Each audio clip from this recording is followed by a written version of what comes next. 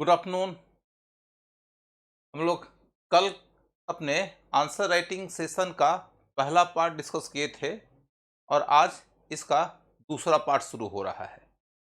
तो इस दूसरे पार्ट में हम लोगों को जिन बिंदुओं का कवरेज करना है उसकी ओर जाने से पहले मैं आप लोगों को तीन बातें बता देता हूँ, फिर आगे आपको ले चलूँगा। सबसे पहली बात तो यह है कि आंसर राइटिंग सिविल सर्विसेज के एग्ज़ाम का सोल है। जया, आपका स्वागत है।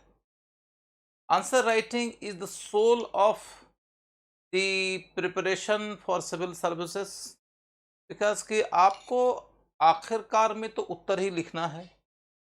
आप अपनी पढ़ाई करो, पढ़ाई का लेवल 1 पूरा करो, लेवल 2 पूरा करो, अपनी समझदारी बनाओ, जितना कुछ करना है। फाइनली एक ही बात को ध्यान में रखना है कि आप उत्तर लिख पाते हैं कि नहीं, और लिखते हैं तो आप अच्छा लिख पाते हैं कि नहीं। दोनों खुश रहिए। हेमंत जी को खुश रहिए। Vivek Kumar, good afternoon. आप सब लोगों को गुड आफ्टरनून। और मैं यही कह रहा था कि answer writing is the soul of the civil services preparation. और उस आंसर राइटिंग के तहत क्या करना होता है, तो यह देखिए कि जब आप लिखने के लिए बैठेंगे तो सबसे पहले आपको किसी भी क्वेश्चन का आंसर लिखना है, तो उसमें यह ध्यान रखना है कि पहले उसकी फ्रेमिंग कर लीजिए। पहले फ्रेमिंग करिए। फ्रेमिंग को आप सेकेंड राउंड में लेके जाइए।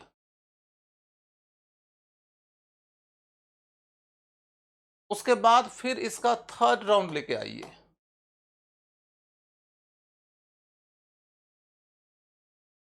Third round. तो एक भी क्वेश्चन यदि आपके सामने में आया है, मान लीजिए कि क्वेश्चन यह आया कि बक्सर की लड़ाई ने पलासी की लड़ाई के निर्णयों की पुष्टि कर दिया। क्वेश्चन आपके सामने में यह आया कि दयानंद सरस्वती कोई महत्वपूर्ण तरीके से आधुनिक भारत के निर्माण में योगदान नहीं कर सके। क्वेश्चन आपके सामने में आया कि 1857 का विद्रोह न तो प्रथम था, न राष्ट्रीय था, न ही स्वतंत्रता संग्राम था। टिप्पणी कीजिए। क्वेश्चन आपके सामने में आया कि महात्मा गांधी का राष्ट्रीय राजनीति के नेतृत्व के स्तर तक पहुंच जाना एक उच्च स्तरीय राजनीतिक चालबाजी का परिणाम था। क्वेश्चन आ गया आपके सामने में कि भारत छोड़ो आंदोलन एक स्वतः स्फूर्त आंदोलन था। तो यह तमाम जो सवाल आपके सामने में आते हैं, उन सवालों को आप इस तरीके से डील करेंगे कि एक राउंड में ही उत्तर तक पहुंच गए और वही उत्तर आपका फाइनल हो गया। तो परिणाम क्या निकलेगा कि आज जो आपका लेवल है ना, आप उसी लेवल पे रह जाएंगे अगले साल भर के बाद भी। थोड़ा मोड़ा ही सुधार होगा, लिखते लिखते जो सुधार होता है कि भाषा थोड़ी अच्छी हो जाएगी, स्पीड थोड़ा ज़्यादा अच्छा हो जाएगा, एक्यूरेसी थोड़ी आ जाएगी, तथ्य थोड़े ज़्यादा हो जाएंगे, बस इतने ही बात होते रहेगी।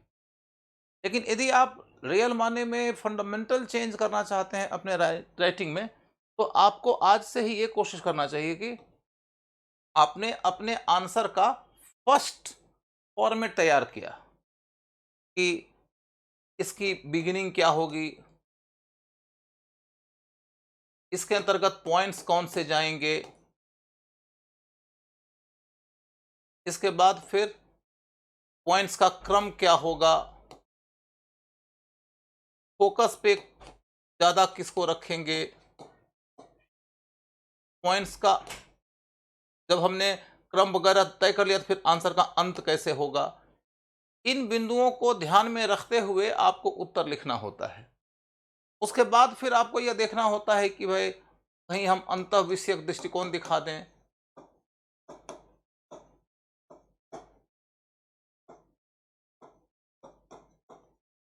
फिर दिखाना होता है कि आप कोई तुलनात्मक अध्ययन कर दें, तुलनात्मक अध्ययन कर दें, कहीं आप निरंतरता के साथ परिवर्तन दिखा दें,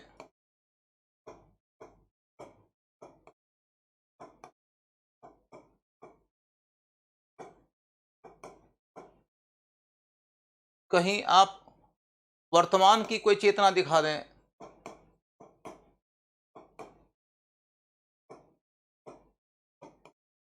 आप कोई फिगर दे दें,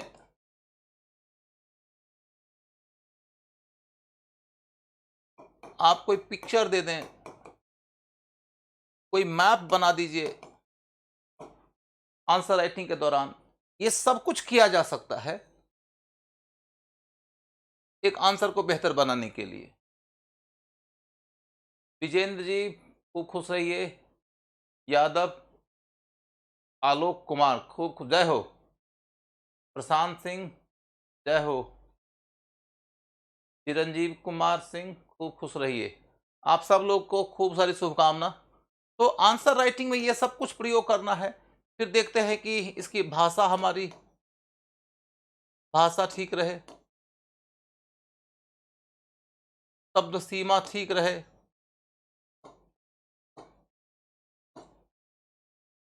अब इतने सारे बिंदु हैं और इन सारे बिंदुओं के साथ में आपको उत्तर लिखना है। इसमें एक और बात है कि आप युगबोध दिखाते रहिए। हिस्ट्री का विद्यार्थी है तो उसको युगबोध दिखाना होता है। हिस्ट्री का विद्यार्थी युगबोध ना दिखाए तो अच्छा नंबर नहीं पाएगा। इतना सारा काम करना है एक ही प्रश्न के उत्तर में, और आप सोचते हैं कि एक बार में लिखेंगे तो काम हो जाएगा, तो फिर आप गलतफहमी का शिकार हैं। आपको फर्स्ट फ्रेमिंग करने के दौर में सिर्फ और सिर्फ एक बात पर ध्यान रखना होता है कि कोई भी क्वेश्चन आया है तो क्वेश्चन का मीनिंग समझो, क्वेश्चन का मीनिंग समझो। मीनिंग समझना साधारण काम नहीं है। यूपीएससी में क्वेश्चन के अंदर एक तो 2-3 लाइन कई दफा होता है, कई दफा तो 4-4 लाइन होता है। ऊपर से उसके अंतर्गत टेक्निकल टर्मिनोलॉजी का इस्तेमाल होता है, और इस टेक्निकल टर्मिनोलॉजी के पीछे हिस्टोरिकल आइडियोलॉजी की भूमिका होती। तो ऐसी स्थिति में Rita, I scored very well in history, good subject for civil services, nice to see your input. Thank you so much Rita, God bless you. Ritesh जय हो। आशीष अग्निहोत्री आपका आभार, आपको शुभकामना। तो हम ये बता रहे थे कि क्वेश्चन समझना कोई साधारण बात नहीं है। यूपीएससी में क्वेश्चन जब आता है तो एक तो 2-3 लाइन 4 लाइन में कई दफा क्वेश्चन होता है। इसके बाद फिर देखोगे कि क्वेश्चन में टेक्निकल टर्मिनोलॉजी का इस्तेमाल होता है। फिर देखोगे कि टेक्निकल टर्मिनोलॉजी के पीछे हिस्टोरियोग्राफिकल डिबेट होता है। अब सिंपल क्वेश्चन आपको दे एक लाइन में कि मैंने पीछे जो बताया कि भारत छोड़ो आंदोलन एक स्वतः स्फूर्त आंदोलन था, तो स्वतः स्फूर्तता एक सामान्य शब्द नहीं है। स्वतः स्फूर्त आंदोलन के पीछे यह समझना जरूरी है कि सबल्टर्न स्कूल ऑफ हिस्टोरियोग्राफी का कॉइन किया गया ये एक ऐसा शब्द है जो ये कहना चाहता है कि राष्ट्रीय आंदोलन में महात्मा गांधी और कांग्रेस की भूमिका निर्णायक नहीं थी, बल्कि जनचेतना के बीच से स्वतः ही यह आंदोलन उभरा था। तो यहां पर एक हिस्टोरिकल डिबेट है। एक तरफ लोग कहते हैं कि दे दी हमें आजादी बिना खड़ग बिना ढाल, साबरमती के संत तूने कर दिया कमाल, और दूसरी तरफ लोग कह रहे हैं कि साबरमती के संत का कमाल नहीं था, ये जनता के अंदर जो राष्ट्रवादी चेतना थी, ब्रिटिश साम्राज्य के विरोध की चेतना थी, अपने हितों की पूर्ति की चेतना थी, ये उसका धमाल है। तो खूब खुश रहिए कामदेव बाबू।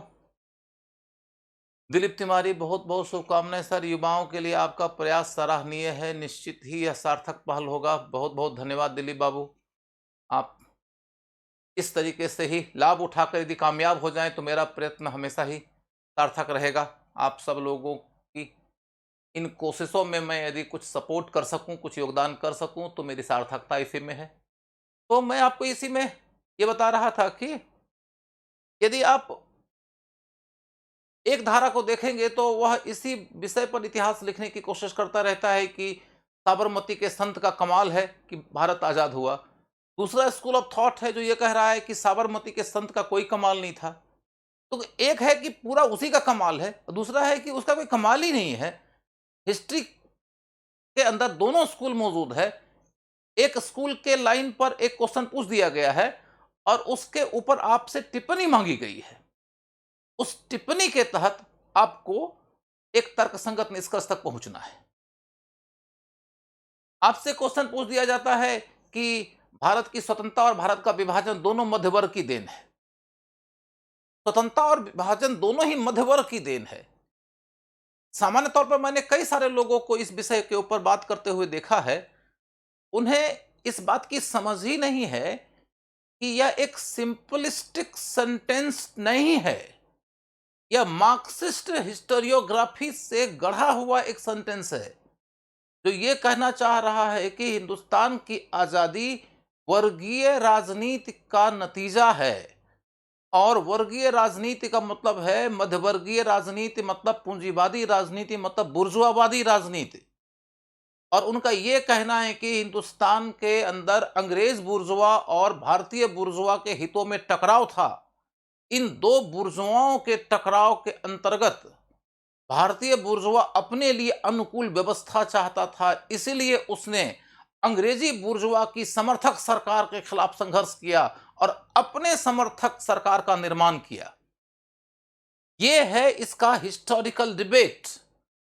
और उनका यह कहना है कि हिंदुस्तान में बाकी जितने तबका के लोग हैं उन तबका के लोगों को भारतीय बुर्जुआ ने अपने पक्ष में कर लिया, तमाम प्रकार के इमोशनल प्रपंच गढ़ के। और इमोशनल प्रपंच गढ़ के जब उन्होंने देश की आजादी करा लिया, तब उस आजाद हिंदुस्तान के बारे में भी कम्युनिस्ट हिस्टोरियंस का यह कहना है कि भारत के वीर जवानों, मजदूरों और किसानों, हम बर्बाद हो गए, झूठी अफवाह मचा दी कि हम आजाद हो गए। वो इस आजादी को झूठी आजादी बोलते हैं। और राष्ट्रीय आंदोलन, जिसे हम राष्ट्रीय आंदोलन बोलते हैं, उसे वो राष्ट्रीय आंदोलन नहीं बोलते हैं। कहते हैं राष्ट्रीय आंदोलन का सुनहला नाम इस्तेमाल करने वाला बुर्जुआ आंदोलन। और इस बुर्जुआ आंदोलन का ही परिणाम है कि हिंदुस्तान सांप्रदायिकता के खिलाफ ठोस राजनीतिक लड़ाई नहीं लड़ सका, क्योंकि सांप्रदायिकता से लड़ाई लड़ने के लिए वर्गीय संघर्ष का रास्ता चुनना एकमात्र विकल्प था। और वर्गीय संघर्ष का रास्ता चुनना भारत के बुर्जुआ को एक्सेप्टेबल नहीं था। और इसीलिए भारतीय बुर्जुआ सांप्रदायिकता के खिलाफ असल लड़ाई लड़ा नहीं, और नहीं लड़ा तो देश का विभाजन हो गया। अतः हिंदुस्तान की आजादी भारतीय बुर्जुआ की देन है, क्योंकि वो इस आजाद हिंदुस्तान को अपनी मर्जी का हिंदुस्तान बनाकर अपने हितों का अधिकतम साधना चाहता था। और इस दौरान सांप्रदायिकता की राजनीति जब उभरी तो उस सांप्रदायिकता की राजनीति को कहीं तो ये उभारने में योगदान दे रहा था, और कम से कम उसे लड़ने के लिए तो कतई तैयार नहीं था, क्योंकि लड़ने का तरीका हो सकता था वर्ग संघर्ष का, और वर्ग संघर्ष का तरीका ये आजमा ही नहीं सकते थे, क्योंकि ये वर्गीय व्यवस्था के लाभार्थी हैं और उसको बनाए रखने के लिए हमेशा ही लगातार कोशिश करते रहेंगे। इस विषय को जब तक नहीं समझोगे तब तक तुम टिप्पणियां करते रहोगे तो उटपटांग बात हो जाएगी। नॉर्मली मैंने देखा है कि हिस्टोरियोग्राफी को समझे बगैर जब कभी भी लोग आंसर राइटिंग का प्रयास करते हैं तो उसका नतीजा ये निकल के आता है कि कुछ भी क्वेश्चन दे दिया जाए यूपीएससी की ओर से, स्टूडेंट उसके ऊपर 4 लाइन बना बना के लिख देता है। कोई इस तरीके से लिखना शुरू कर देता है कि भारत में राष्ट्रीय आंदोलन में मध्य वर्ग का बड़ा ही अहम योगदान था, मध्य वर्ग के योगदान को वह उभारना शुरू करेगा और तमाम प्रकार के योगदान लिख देगा, और अंत में बात बनाने के लिए भी कह देगा कि सिर्फ मध्य वर्ग का ही आंदोलन नहीं था, और भी कई वर्गों ने इसमें सकारात्मक भूमिका निभाया था। और उसके बाद फिर कुछ गढ़ के इधर उधर करके लिख देगा ये कि भारत में विभाजन सिर्फ मध्य वर्ग का परिणाम नहीं है। लेकिन इतना सामान्य क्वेश्चन नहीं थे ये, इसमें हिस्टोरियोग्राफी का ज्ञान अनिवार्य है, नहीं तो आप टीका टिप्पणी कर नहीं पाओगे।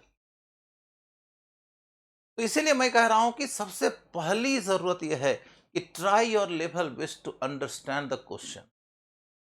एक बार यदि क्वेश्चन समझ गए हो तो उस क्वेश्चन को अपनी भाषा में लिखो। प्रश्न जिस भाषा में यूपीएससी ने पूछा है उस भाषा से बाहर निकलो, उसे अपनी भाषा में लिखो। यदि उसे अपनी भाषा में लिखकर कॉन्फिडेंट हो गए हो कि now I understood the question very properly, तो आंसर राइटिंग की ओर जाओ। जब तक कि तुम कंफर्म नहीं हो अपने माइंड में कि तुम आंसर लिखने के पहले प्रश्न के शब्द शब्द को समझ गए हो, तब तक आंसर मत लिखना कभी।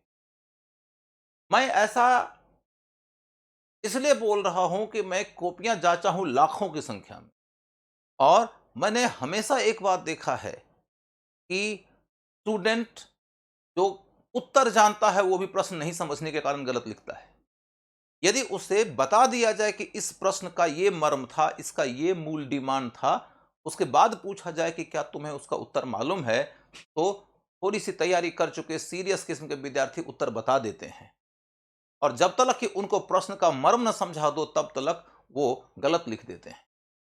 अतः यूपीएससी के एग्जाम में सिलेक्शन का पहला कंडीशन यह है कि क्वेश्चन समझने के हर्डल को पार करो। यह पहला बाधा दौर है। अच्छा भरत, आपको बहुत बहुत आशीर्वाद। Manish Jha, you have been my first student and मैं कह सकता हूं कि तुम मेरे लिए काफी शुभ रहे हो। मैं आज तक पढ़ा रहा हूं, तुमने पहली बार मुझे बतौर टीचर एक्सेप्ट किया था।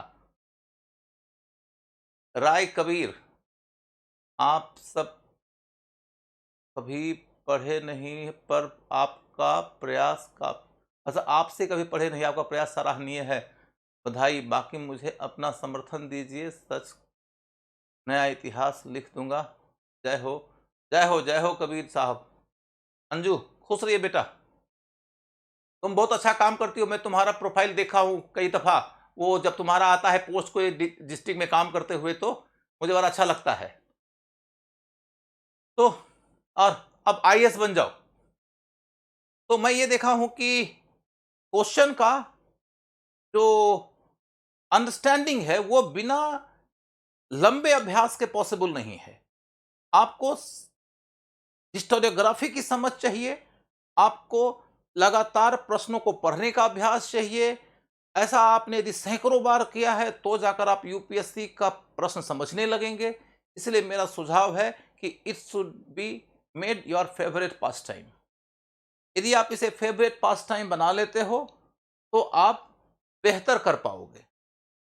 क्वेश्चन समझने का लेवल पूरा हो गया तो आपका दूसरा राउंड शुरू होता है कि प्रश्न का उत्तर लिखना है तो कौन से पॉइंट्स जाएंगे। प्रश्न का उत्तर लिखना है तो कौन से पॉइंट्स जाएंगे। पॉइंट्स के अंदर दो बातें महत्वपूर्ण है। एक ये कि बेसिक पॉइंट छूटना नहीं चाहिए। बेसिक पॉइंट नहीं छूटना चाहिए के अंतर्गत दो बातें हैं, एक है मेन पॉइंट, एक है सब्सिडरी पॉइंट। तो बेसिक पॉइंट नहीं छूटना चाहिए, उसमें main point and subsidiary points दोनों का कवरेज जरूरी है। इसके बाद अगला लेवल आता है, अगला लेवल ये आता है कि अनावश्यक पॉइंट आना नहीं चाहिए, सिर्फ और सिर्फ रेलिवेंट पॉइंट्स आना चाहिए। क्योंकि यदि आपने बेसिक पॉइंट के कवरेज में कुछ छोड़ दिया तो उत्तर अधूरा, और यदि आपने अनावश्यक कोई पॉइंट दे दिया तो एग्जामिनर ये समझेगा कि यह लॉजिकल रीजनिंग में कमजोर है। एग्जामिनर ये समझेगा कि इसे प्रश्न की समझ ही नहीं थी। यदि एग्जामिनर ने समझा कि लॉजिकल रीजनिंग में कमजोर है तो नंबर कट जाएगा, और यदि एग्जामिनर ने यह समझ लिया कि यह प्रश्न ही नहीं समझा तो 0 नंबर दे देगा। अतः यह बहुत जरूरी है कि नंबर एक बेसिक पॉइंट्स का कवरेज हो, उसमें मेन पॉइंट एंड सब पॉइंट्स दोनों का कवरेज हो, क्योंकि एक ही प्रश्न में कई दफा कई उप प्रश्न भी छुपे रहते हैं, तो उन सब का कवरेज हो।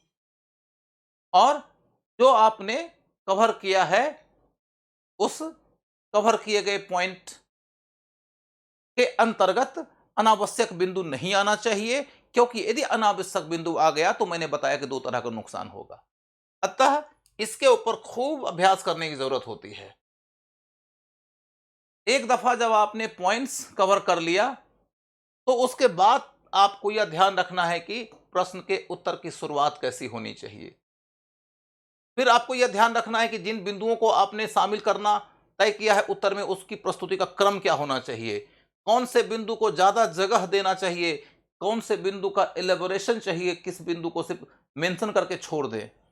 उसके बाद में प्रश्न के अंत की बात आती है कि किस तरीके से इसका अंत होना चाहिए।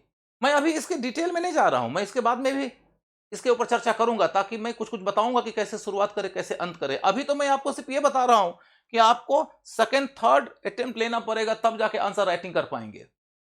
क्योंकि आपको यह देखना है कि फर्स्ट राउंड में तो सिर्फ और सिर्फ इतना ही काफी है कि एक विद्यार्थी मेन पॉइंट्स एंड सब पॉइंट्स लिख दे और उसके अंतर्गत प्रासंगिक बिंदु को ही चुने और प्रासंगिक को छांट दे। और यदि आप बिगिनर हैं तो आप एक बार में यह भी नहीं कर पाएंगे। हो सकता है कि एक बार में यह भी ना कर पाए, तो यहां पर भी आपको सेकेंड अटेम्प्ट लेना पड़ता है, तो ले लीजिए। यहां जल्दबाजी मत करिए।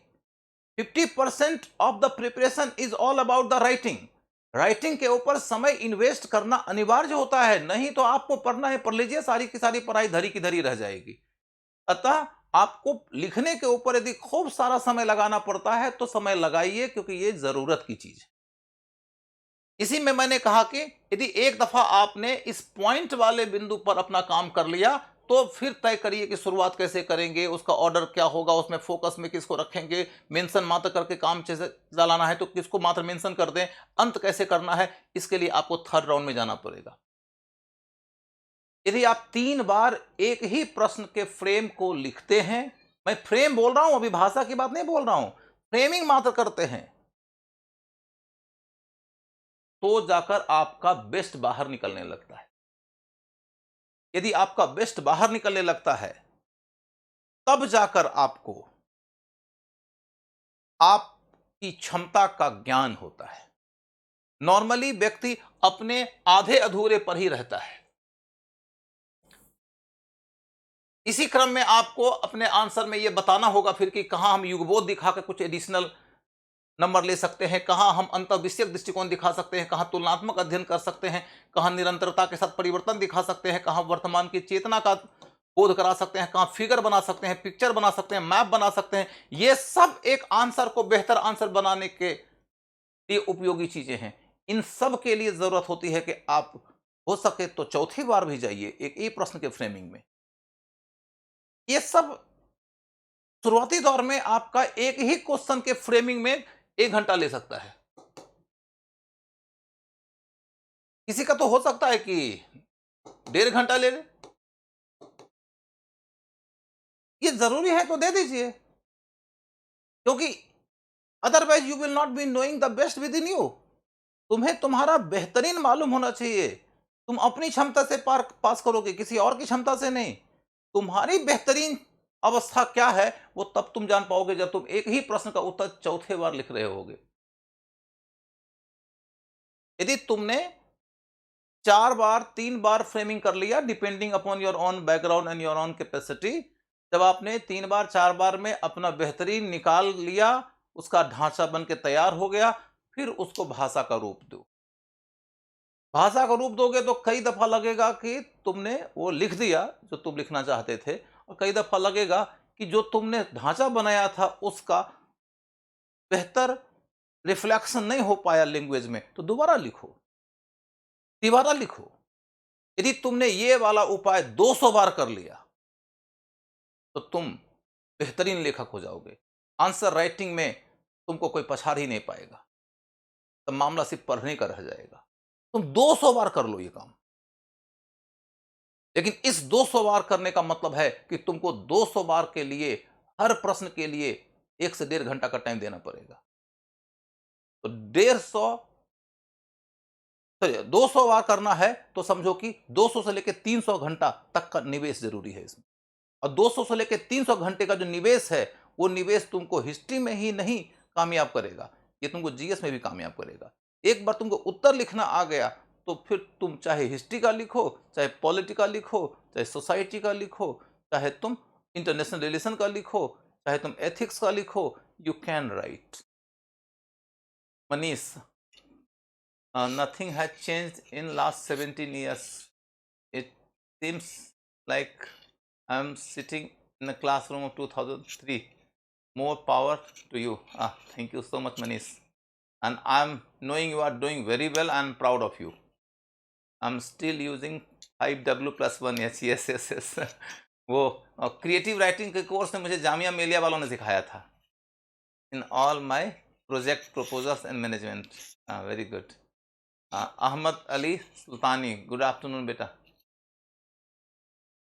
राधे गोस्वामी, सर आपके मार्गदर्शन सदा रखना. हाँ, most welcome. You are the source of my success and my meaningfulness. तो हम आपको ये बता रहे थे कि एक बेहतर उत्तर यदि लिखना है आपको, तो बेहतर उत्तर लिखने के लिए बहुत सारा उपाय करना पड़ता है. बहुत सारे उपाय के दौरान क्या क्या करना पड़ता है, इसकी चर्चा मैंने किया, तो अभी रिवाइज कर देता हूं. अब बहुत सारे लोग जुड़ चुके हैं. तो पहला पॉइंट यह है कि एक बेहतर उत्तर लिखने के लिए आपको क्वेश्चन समझने का अभ्यास करना पड़ेगा.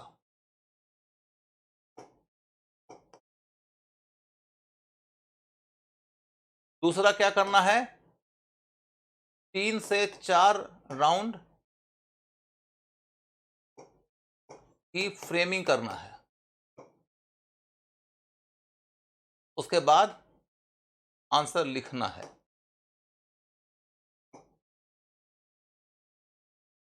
यदि आपने ये काम लगभग 200 क्वेश्चन के साथ में कर लिया, यानी कि आपने 200 से लेकर 300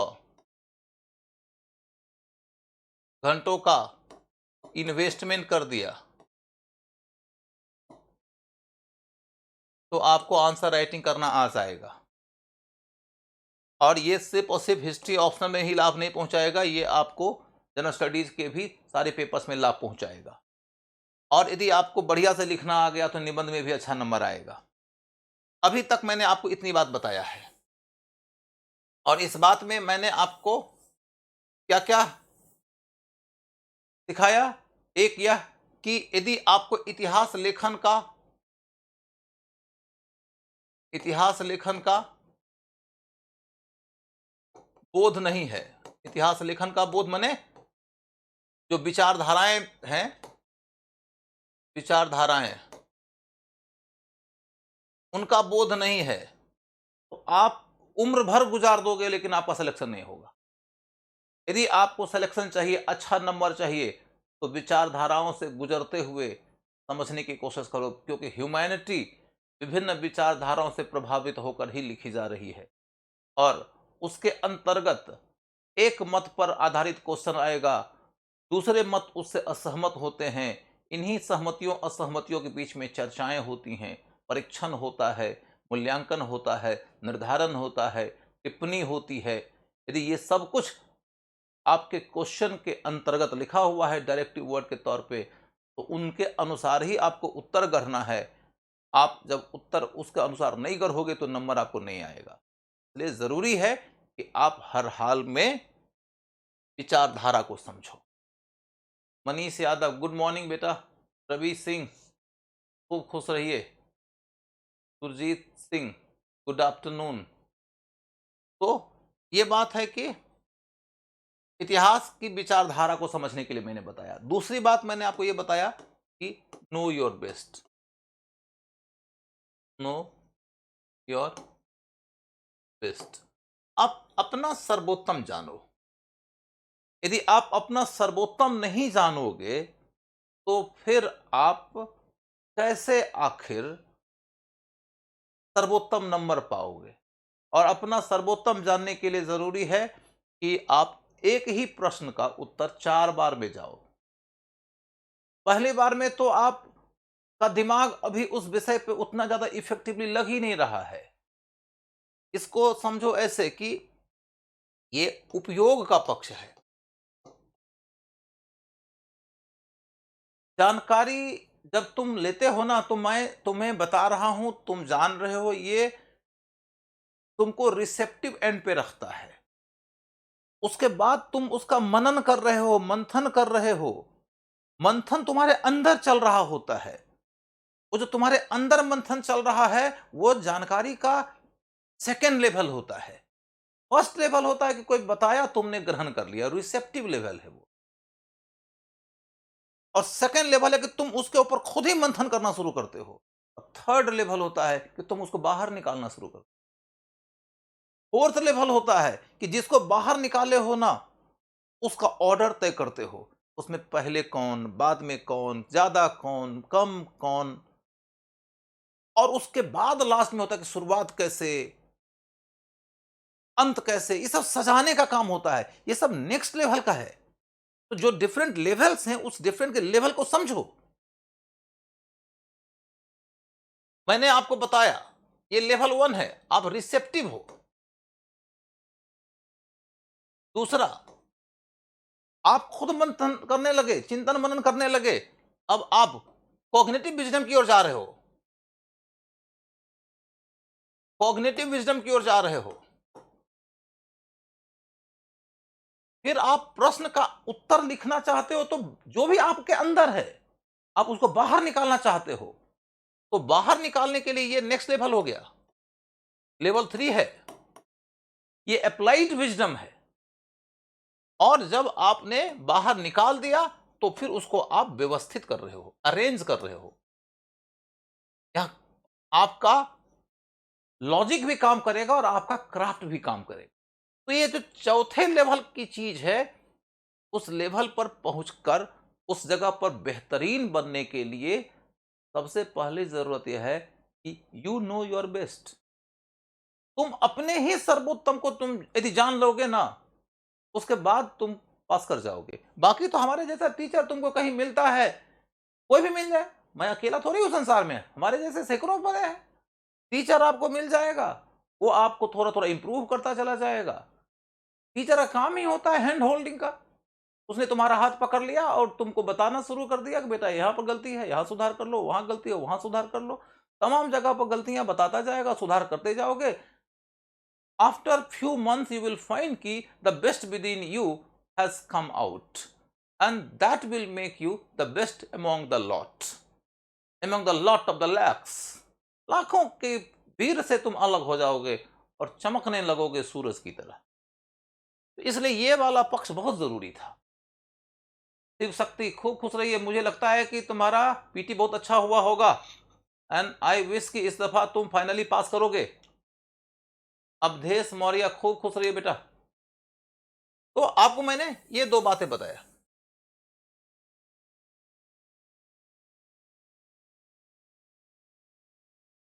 और सिर्फ तुम्हारा दोस्त फिरोज इस बार बहुत अच्छा किया परफॉर्म। अगले बार अब तुम्हारी ही बारी है। तो अब हम लोग इधर चलकर देखें कि आंसर राइटिंग में हमें क्या करना है। पॉइंट्स में यदि सीधे सीधे बात करूं तो सबसे पहला पॉइंट है यह समझना है कि इतिहास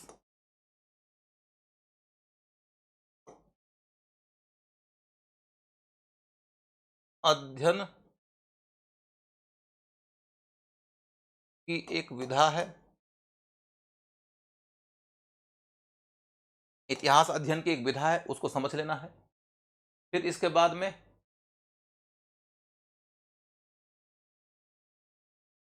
तरुण सिंह खूब खुश रहिए, एसपी सिंह खूब खुश रहिए, देवेंद्र खुश रहिए, धर्मेंद्र, आप सबको आशीर्वाद।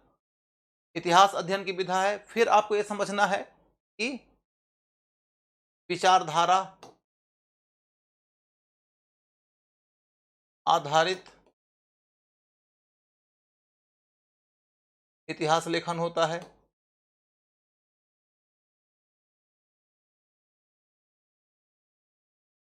इसके बाद फिर ये देखना है कि हमें क्वेश्चन समझने का अभ्यास करना होता है। फिर हमें यह देखना है कि जानकारी और समझदारी दोनों का उपयोग करना होता है। दोनों को उपयोग के बाद फिर इसे व्यवस्थित करना होता है। अभी मैंने कहा कि आप लिखोगे तो हो सकता है कि आपको एक ही प्रश्न के उत्तर में 1.5 घंटा लग जाए और आपको पहुंचना कितने स्तर पर है? तो पहुंचना है आपको, यूपीएससी में 3 तरह के सवाल आते हैं। तीनों तरह के सवालों के मुताबिक आपको मैं बता देता हूं कि कहां पहुंचना है। एक आता है 10 नंबर का, एक आता है 15 नंबर का, एक आता है 20 नंबर का। ये ऑप्शनल की बात बोल रहा हूं। 10 नंबर वाला जो क्वेश्चन होता है वो लिखने के लिए दिया जाता है 150 शब्दों में। 150 शब्दों में लिखने के लिए दिया जाता है और कुल मिलाकर सारे प्रश्नों को मिला दोगे तो लिखने को मिलता है आपको 3750 शब्द। 3750 शब्द लिखने को मिलता है।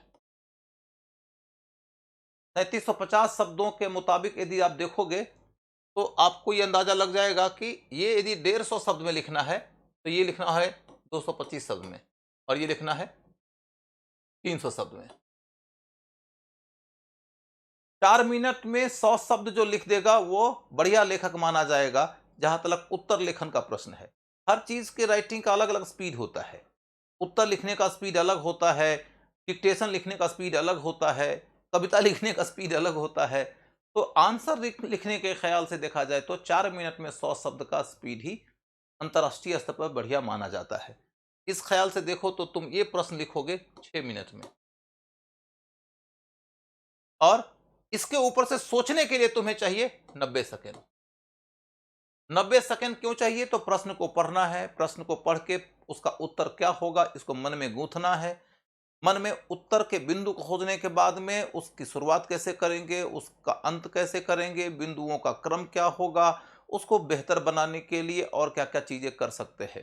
तुलनात्मक अध्ययन, निरंतरता के साथ परिवर्तन, अंतः विषयक दृष्टिकोण, युगबोध बताना, मैप लगा देना, चित्र लगा देना, फिगर बना देना, ये सब आदि क्या क्या कर सकते हैं, ये सब कुछ करने के लिए आपके पास में 90 सेकंड है।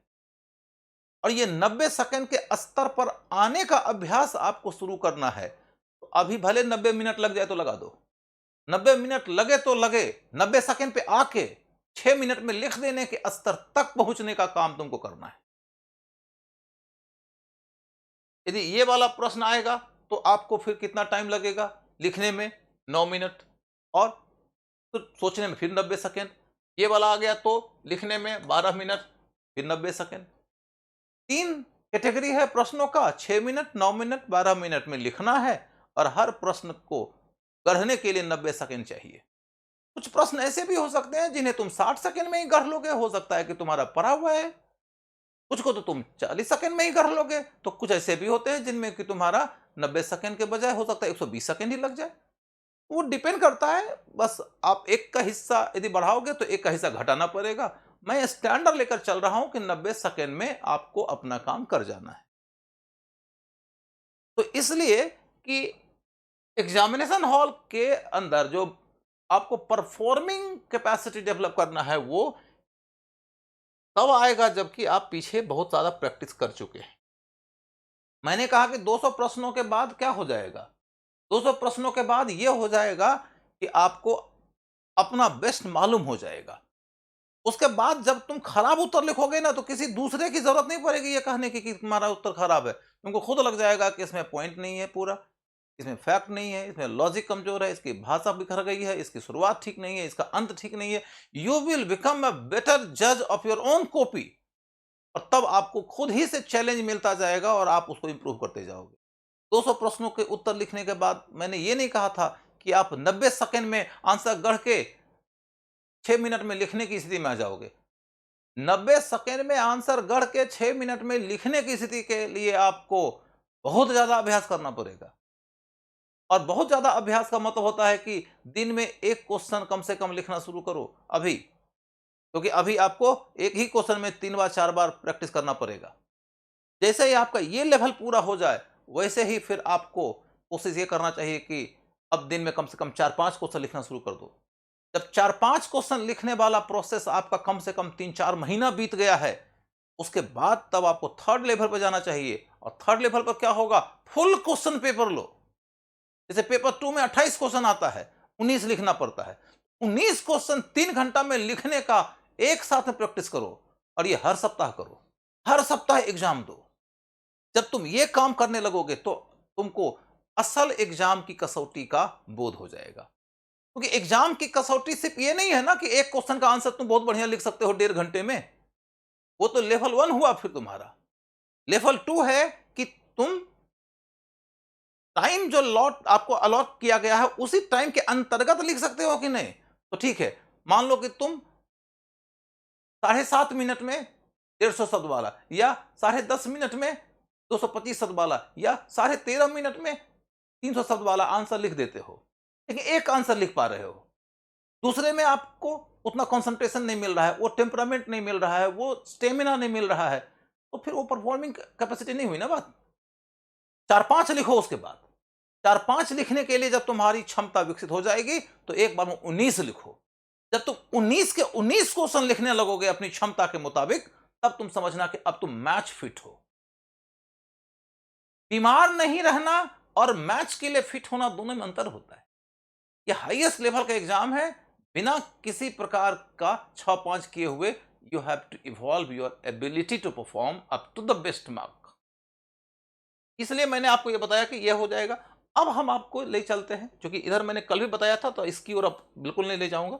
आपको यदि इसके बारे में कुछ जानना है, निश्चित रूप से ये बहुत महत्वपूर्ण चीज है। मैंने काफी डिटेल में समझाया इन दोनों चीजों को कल के क्लास में। तो ये आपको यदि जानना है तो आप इसके लिए कल के हमारे फेसबुक के वीडियो को देख लीजिएगा। अब मैं आपको आगे की ओर ले चलता हूं।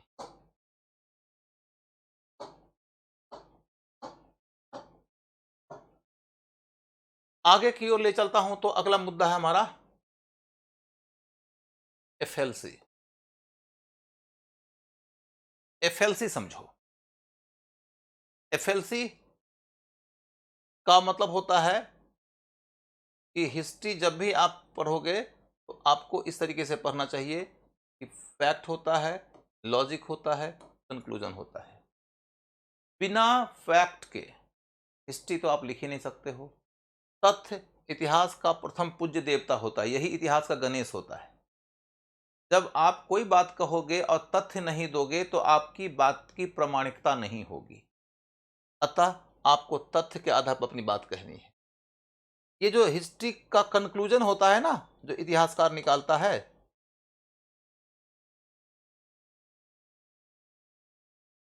उससे ये आदर्श अपेक्षित है कि हे श्रीमान इतिहासकार, आप तथ्य में निहित इतिहास का उद्घाटन करिए। उसके लिए अपनी कल्पना शक्ति का उपयोग करिए, अपनी तर्क शक्ति का उपयोग करिए। उसके आधार पर जो कहानी बन सकती है वो कहानी बनाइए। आप उसमें अपनी बात न घुसाइए। Don't insert your own idea. तथ्य बेजुबान है, इतिहासकार उस बेजुबान तथ्य का प्रवक्ता है। आप इसकी बात बोलिए, अपनी बात मत बोलिए। अपनी बात नहीं बोलने का जो आदर्श फॉलो करेगा वही आदर्श इतिहासकार होगा। अतः यह देखना जरूरी है कि अच्छा इतिहासकार कौन है, तो वो जो पूर्वाग्रहों से मुक्त है, वो जो अपनी बात नहीं कहता है, तथ्यों में निहित इतिहास को उद्घाटित करता है। इसी को कहते हैं एफएलसी। फैक्ट को केंद्र में रख के कल्पना शक्ति और तर्क शक्ति का उपयोग करते हुए एक निष्कर्ष तक पहुंचोगे। यही निष्कर्ष है एफएलसी, फैक्ट लॉजिक कंक्लूजन। एक निष्कर्ष तक पहुंचोगे और फिर उसे अपनी भाषा दे दोगे।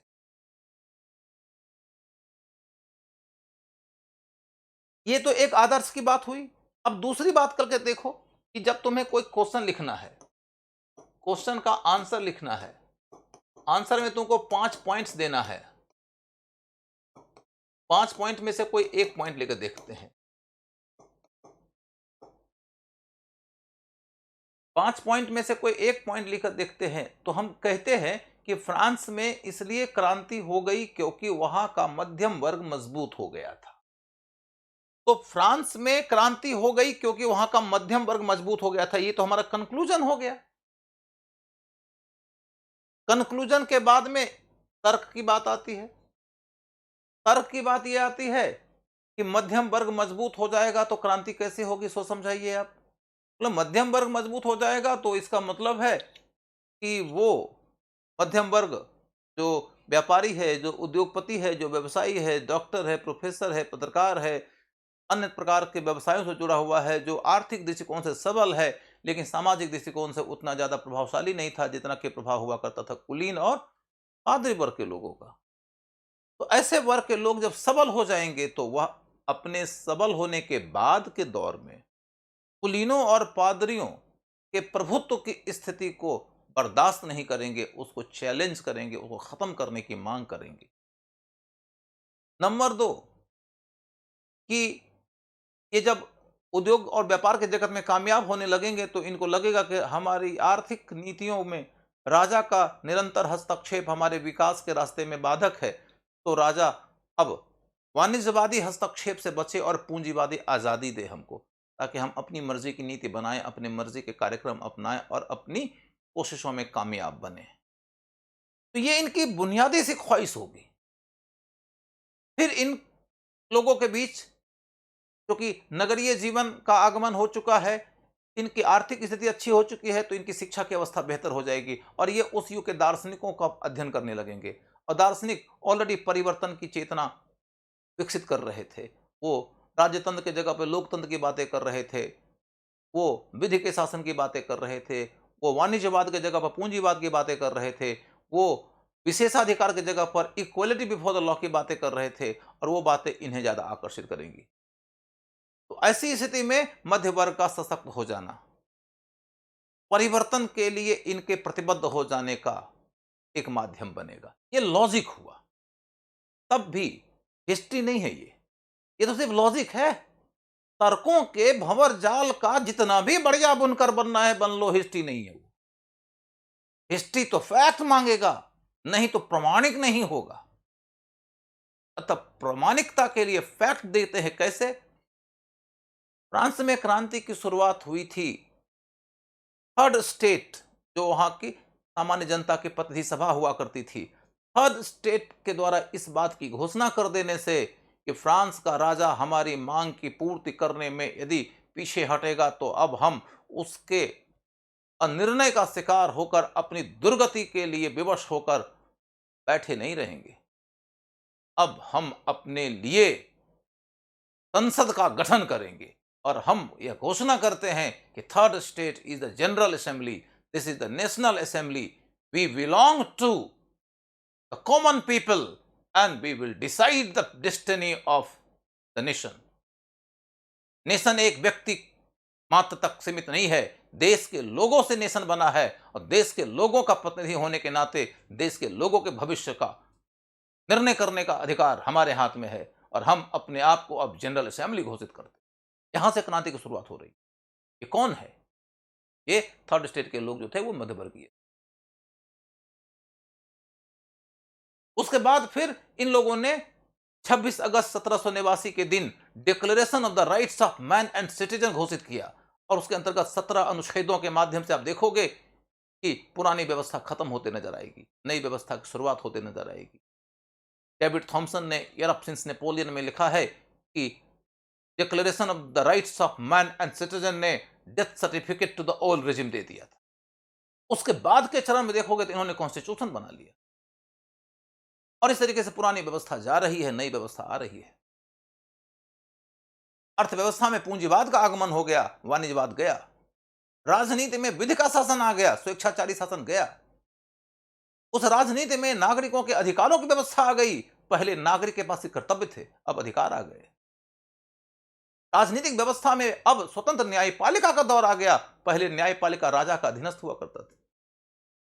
अब आर्थिक राजनीतिक परिवर्तन के बाद सामाजिक क्षेत्र में देखो तो इक्वलिटी बिफोर द लॉ है, विशेषाधिकार का अंत हो गया। इन सारी बातों को किसने इंट्रोड्यूस किया? मध्य वर्ग में।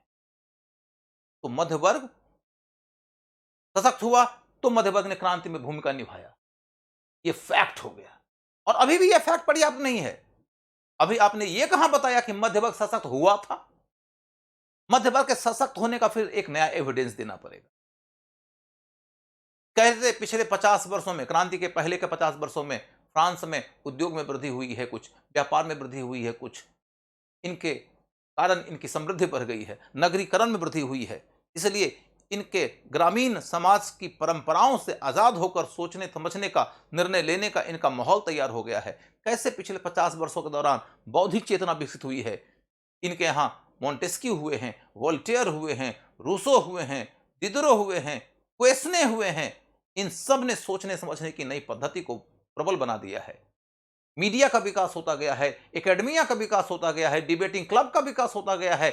इन सब ने सोचने समझने के और विचार करने के कई सारे प्लेटफॉर्म्स उपलब्ध करवा दिया है। तो लोगों के बीच में वो विषय विमर्श में शामिल हो गया है जो लोगों के जीवन को बुनियादी तौर पर प्रभावित करते थे।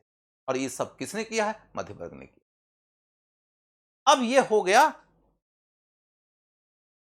फैक्ट। और जब हमने फैक्ट दे दिया, तर्क दे दिया, उसके आधार पर कोई निष्कर्ष निकाला तो वो निष्कर्ष हुआ ऐतिहासिक। और यदि हमने तथ्य ही नहीं दिया, हमने तर्क ही नहीं दिया और हमने एक निष्कर्ष निकाल दिया, ये हो गया एक hypothesis. Fact and logic combined creates the difference between history and hypothesis. तथ्य और तर्क ही इतिहास और हाइपोथेसिस में डिफरेंस पैदा करते हैं, और उसमें भी तथ्य ज्यादा।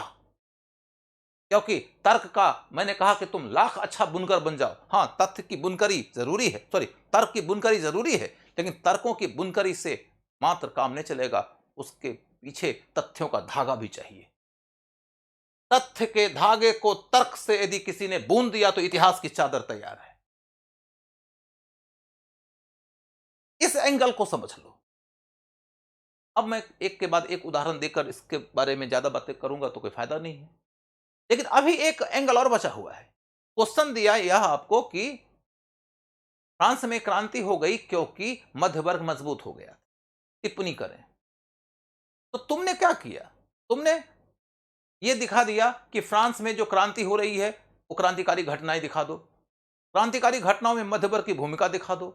मध्य वर्ग की भूमिका को दिखाने के बाद यह बताओगे कि आखिर मध्य वर्ग जो व्यापारी है, उद्योगपति है, तो काम करे अपनी आर्थिक व्यवस्था वाला। प्रोफेसर है तो पढ़ाइए कॉलेज में, शिक्षक है तो स्कूल में पढ़ाइए, आप पत्रकार है तो अखबार में लिखिए। आप क्रांति क्यों कर रहे हैं? तो क्रांति क्यों कर रहे हैं तो तब बताएंगे कि basically they were working for a change. वो परिवर्तन के लिए काम कर रहे थे और परिवर्तन समाज में आवश्यक हो गया था उनके ख्याल से। तब बताएंगे कि समस्याएं क्या थी और समस्या का समाधान ये क्या चाहते थे। और तब अगला मुद्दा है कि यदि ये समस्या का समाधान करने के लिए परिवर्तन चाहते थे तो सवाल ये उठता है कि 1789 के दौर में ही क्यों सक्रिय हुए, 1689 में क्यों नहीं हुए? तो क्योंकि हम कहेंगे अब ये मजबूत हो गए थे, 1689 में मजबूत नहीं थे। 1689 के दौर में ये चैलेंज करने की स्थिति में नहीं थे, अब ये चैलेंज करने की स्थिति में थे। वो कौन से कारक हैं जिन्होंने कि इनको प्रबल बना दिया? बता देंगे कैसे इनका विकास हो गया। और तब कहेंगे क्या ये सिर्फ और सिर्फ मध्य वर्ग की क्रांति थी? क्या इसमें किसान की भूमिका नहीं है? क्या इसमें मजदूर की भूमिका नहीं है? तो हम कह देंगे क्रांति में निश्चित मध्य वर्ग की भूमिका महत्वपूर्ण है, निर्णायक है, लेकिन अकेला मध्य वर्ग ने यह क्रांति नहीं किया है, अन्य वर्गों की भूमिका भी बहुत ही महत्वपूर्ण है और निर्णायक स्तर तक महत्वपूर्ण। यहां टिप्पणी का मामला हुआ। अब टिप्पणी के तहत हम क्या क्या बातें करेंगे वो सारी बात अभी नहीं बताऊंगा, लेकिन मैंने आपको आंसर का फॉर्मेट समझाने का प्रयास किया कि एफएलसी का पालन जरूरी है इतिहास लिखने के लिए। नंबर 2, एफएलसी का पालन हर प्रश्न के उत्तर में करना पड़ेगा। नंबर 3, एक एक पॉइंट में एफएलसी का पालन करना पड़ेगा। नंबर 4, कि जब आप इतिहास में प्रश्न का उत्तर लिखते हो, नीचे लिखा हुआ टिप्पणी करो, तो आपने यदि एफएलसी का पालन करके अपनी बात सिद्ध कर दिया तो भी आंसर पूरा नहीं हुआ, क्योंकि टिप्पणी करने का मतलब होता है कि सिक्के का दूसरा पहलू उजागर करो, flip side of the coin को खोज के लाओ। ये वाली बात हो गई। शिव शक्ति क्या है बेटा? हाँ सर, मैं इस परीक्षा को अगर पास किया तो ये सिर्फ आपके बदौलत ही हो पाएगा। इतिहास बोध की समझ और उत्तर लेखन का बेहतर तरीका आप अपने विद्यार्थी को सिखा ही देते हैं। क्लास पूरा होने के बाद ऐसा लगता है पूरा जीवन आपके मार्गदर्शन की जरूरत है। थैंक यू बेटा so much, thank you so much बेटा। Love you, proud of you. And मैं अभी शेयर नहीं करूंगा कि तुम कौन सा संघर्ष कर रहे हो। जिस दिन तुम पास करोगे उस दिन मैं बताऊंगा, तुम लाखों लोगों की प्रेरणा का स्रोत बनोगे। एंड मुझे इस बात का पक्का यकीन है कि तुम पास करोगे। तुम्हारी परिश्रम करने की क्षमता, तुम्हारा बौद्धिक विवेक, तुम्हारा अपनी समस्याओं से लड़ जाने वाला जो एक जुझारूपन है और कभी हार न मानने का जो तुम्हारा एक स्पोर्ट्समैन स्पिरिट है, वो सब मैं देख रहा हूं। लेकिन लेट द टाइम कम। मैं इतिहास का विद्यार्थी हूं, समय के बाद ही बोलूंगा, और जब मैं बोलूंगा तब दुनिया को पता चलेगा कि ये मेरा हीरा है। चल, अब आगे की बात है कि एफएलसी हमारा जब पूरा हो गया,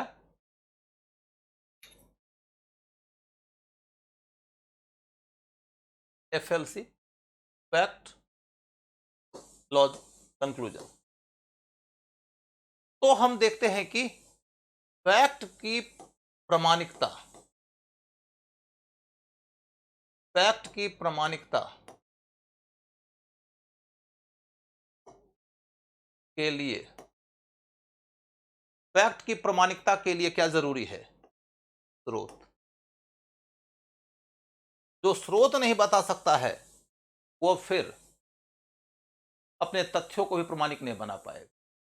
ऐसे समझो, तुम्हारे कंक्लूजन की प्रामाणिकता के लिए फैक्ट चाहिए। तो अब प्रश्न ये उठता है कि वो जो फैक्ट तुम्हारे कंक्लूजन के पक्ष में तुमने यूज किया है, वो फैक्ट तुमको कहां से मालूम हुआ? उसके लिए तुम्हें स्रोत बताना पड़ेगा। नहीं तो फैक्ट तो हम ये भी कह सकते हैं कि आज के डेट में हिंदुस्तान की अर्थव्यवस्था बहुत ही अच्छी स्थिति में है, और ये अर्थव्यवस्था अच्छी स्थिति में है तो कैसे कह सकते हो? तो कहेंगे कि जो जीडीपी का ग्रोथ रेट है वो 25% है। तो लोग पूछेगा ना कि 25% ग्रोथ रेट की जानकारी कैसे मिली आपको? तो हम कह देंगे संबित पात्रा ने बताया था। संबित पात्रा ने बताया था तो कोई आदमी विश्वास ही नहीं करेगा। संबित पात्रा तो दिन में एक के बाद एक झूठ बोल सकते हैं अपनी सरकार के पक्ष में। और दूसरी बात यह कि बिहार में क्या स्थिति है, तो बिहार में भी तो 35% ग्रोथ रेट है, नीतीश जी का कोई प्रवक्ता बोला होगा। और मध्य प्रदेश में और राजस्थान में कांग्रेस का कोई प्रवक्ता झूठ बोला होगा। महाराष्ट्र में कोई शिव सैनिक प्रवक्ता झूठ बोला होगा। ये सब तो झूठ बोल ही सकते हैं, कौन विश्वास करेगा भाई? अपने पार्टी के पक्ष में ये लोग बोलने के लिए आते हैं, इनका काम ये झूठ बोलना। ये हिस्ट्री थोड़े है। जब तुम कहोगे कि देश की अर्थव्यवस्था 25% के ग्रोथ रेट से बढ़ रही है और स्रोत बतौर पार्टी एक्स का कार्यकर्ता या पार्टी एक्स का प्रवक्ता, वहीं पर बात खत्म हो जाएगी। अरे तुम्हारा तो स्रोत ही विश्वसनीय नहीं, तो तुम्हारा तथ्य ही विश्वसनीय नहीं है, तो तुम्हारा निष्कर्ष ही विश्वसनीय नहीं है। फिर हो गया ना इतिहास। यदि कोई कहता है कि प्राचीन काल में वायुयान का विकास हो गया था, तो वायुयान का विकास हो गया था कैसे कहोगे? मतलब रामायण में देखो, पुष्पक विमान की कहानी आती है। वो पुष्पक विमान पहले कुबेर के पास में था, फिर रावण के पास में आ गया, फिर विभीषण के पास में आ गया, फिर रामचंद्र जी उसी पुष्पक विमान से उड़ के आए थे अयोध्या। तो हिस्टोरियन कहेगा ये तो कवि की कल्पना है भाई, इसे हम इतिहास नहीं मान सकते। तुमने निष्कर्ष दे दिया कि पुष्पक विमान था, निष्कर्ष के पीछे कहा फैक्ट। फैक्ट आपने कहा कि विभीषण वाला जिस पर रामचंद्र जी चढ़ के आए थे, बोला स्रोत क्या है? बोला वाल्मीकि के महाकाव्य रामायण में है। बोला वो तो वाल्मीकि कवि हैं, कल्पना की शक्ति से वो ऐसी बातें कर रहे हैं। ये वही वाली बात है कि कभी आ भी सकता है और आ भी गया बाद में। ये तो महाकवि की महान कल्पना है।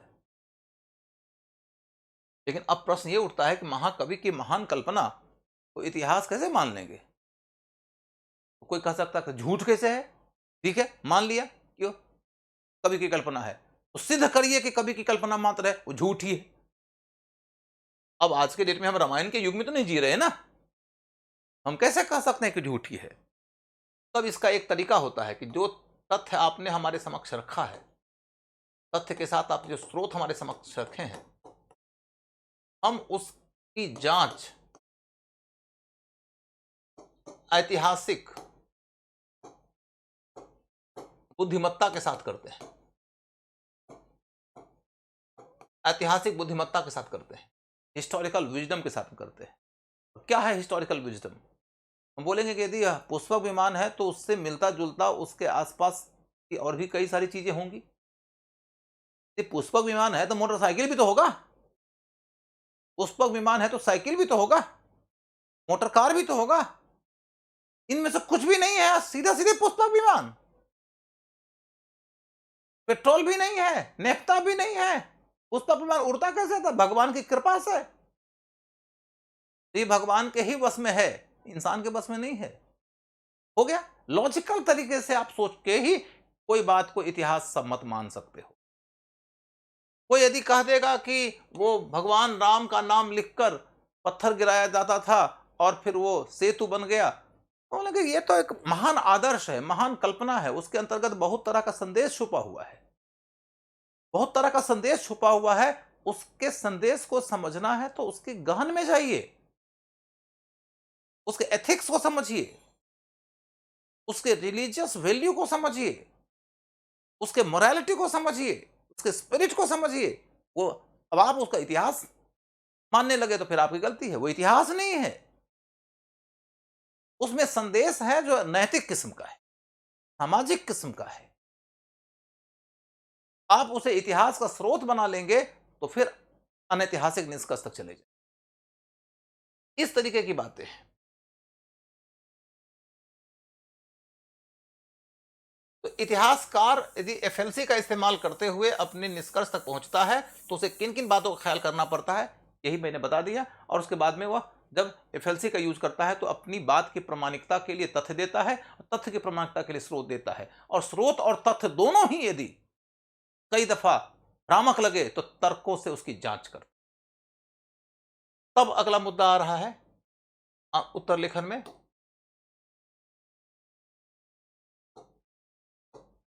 तुलनात्मक अध्ययन।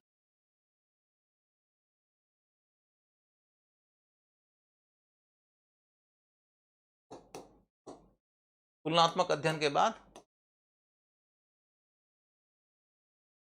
अंतः विषयक दृष्टिकोण।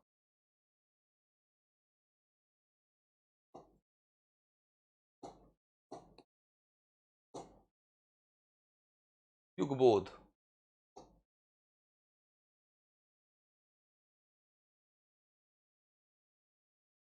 फिर निरंतरता के साथ परिवर्तन।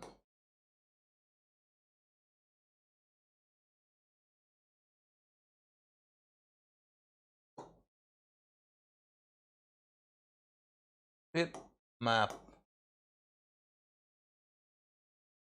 फिगर,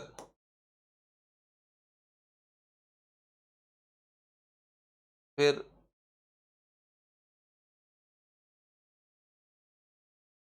कोई चित्र आदि। तब भाषा। ये वाली बातें हैं, इस पे थोड़ी बात करते हैं। सबसे पहली बात तो यह है कि तुलनात्मक अध्ययन करने से उत्तर लेखन में क्या फायदा होता है। जब आप तुलनात्मक अध्ययन करते हो तो आप बेसिकली किसी भी विषय में क्लैरिटी ले आते हो। एक टॉपिक को दूसरे टॉपिक के सापेक्ष जब रखते हो तो विषय की समझ साफ बनती। जैसे कि आप जब रखोगे कि नागर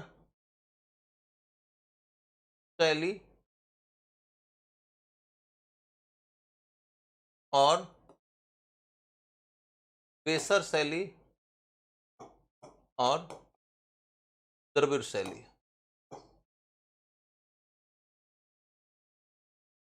तीन शैलियां हैं स्थापत्य की। इन तीनों शैलियों को एक दूसरे के सापेक्ष रखकर देखोगे तो तुलना करने से क्लैरिटी बनेगी कि नागर शैली का बेस कैसा होता था, बेसर का कैसा होता था, द्रविड़ का बेस कैसा होता। नागर शैली के कैंपस के अंतर्गत कौन कौन सी संरचनाएं होती थी जो कि द्रविड़ से कैसे भिन्न है? द्रविड़ में कौन सी संरचना होती थी जो नागर में नहीं है? नागर का कैंपस जब आप एंटर करते हो तो प्रवेश द्वार कैसा है, द्रविड़ का कैसा है? द्रविड़ में गोपुरम है, नागर में नहीं है। द्रविड़ के अंदर जो सेंक्टो सेंक्टोरम है, जिसको हम गर्भगृह कहते हैं, वो और नागर का जो गर्भगृह है, उन दोनों के अंतर्गत प्रदक्षिणा पथ कैसा है? क्या दोनों के प्रदक्षिणा पथ में एक जैसी स्थिति है या कि दोनों के प्रदक्षिणा पथ डिफरेंट है? एक कवर्ड है, एक ओपन है। फिर देखते हैं कि सेंक्टो सेंक्टोरम माने गर्भगृह के ऊपर का जो स्ट्रक्चर होता है वो द्रविड़ियन शैली में कैसा है, नागर शैली में कैसा है? द्रविड़ियन शैली में देखोगे तो पिरामिडिकल हुआ, और नागर शैली में जाकर देखोगे तो वह एक रेखीय है, सिंगल एलिवेशन वाला है। अब ये जो 5-6 बातें हो गई, वो 5-6 बातें ही बेसिकली लिखना है द्रविड़ में और नागर में। दोनों एक दूसरे के साथ हमने रख दिया तो दोनों बेहतर तरीके से हम समझ भी गए। यदि क्वेश्चन तुलनात्मक आ गया तो आंसर तैयार है, और क्वेश्चन यदि द्रविड़ पे ही आया तो हम तुलना करके 1 नंबर एक्स्ट्रा ले लेंगे। और इतनी बात तय है कि हमारी समझ ज्यादा क्लैरिटी के साथ में डेवलप हुई है। क्लैरिटी के साथ में समझ बनी है तो हम भूलेंगे भी नहीं। तो तुलनात्मक अध्ययन से आपको इसी तरह का फायदा होता है। आप इस तरह का फायदा उठा सकते हैं जब आप कहेंगे कि गंधार शैली की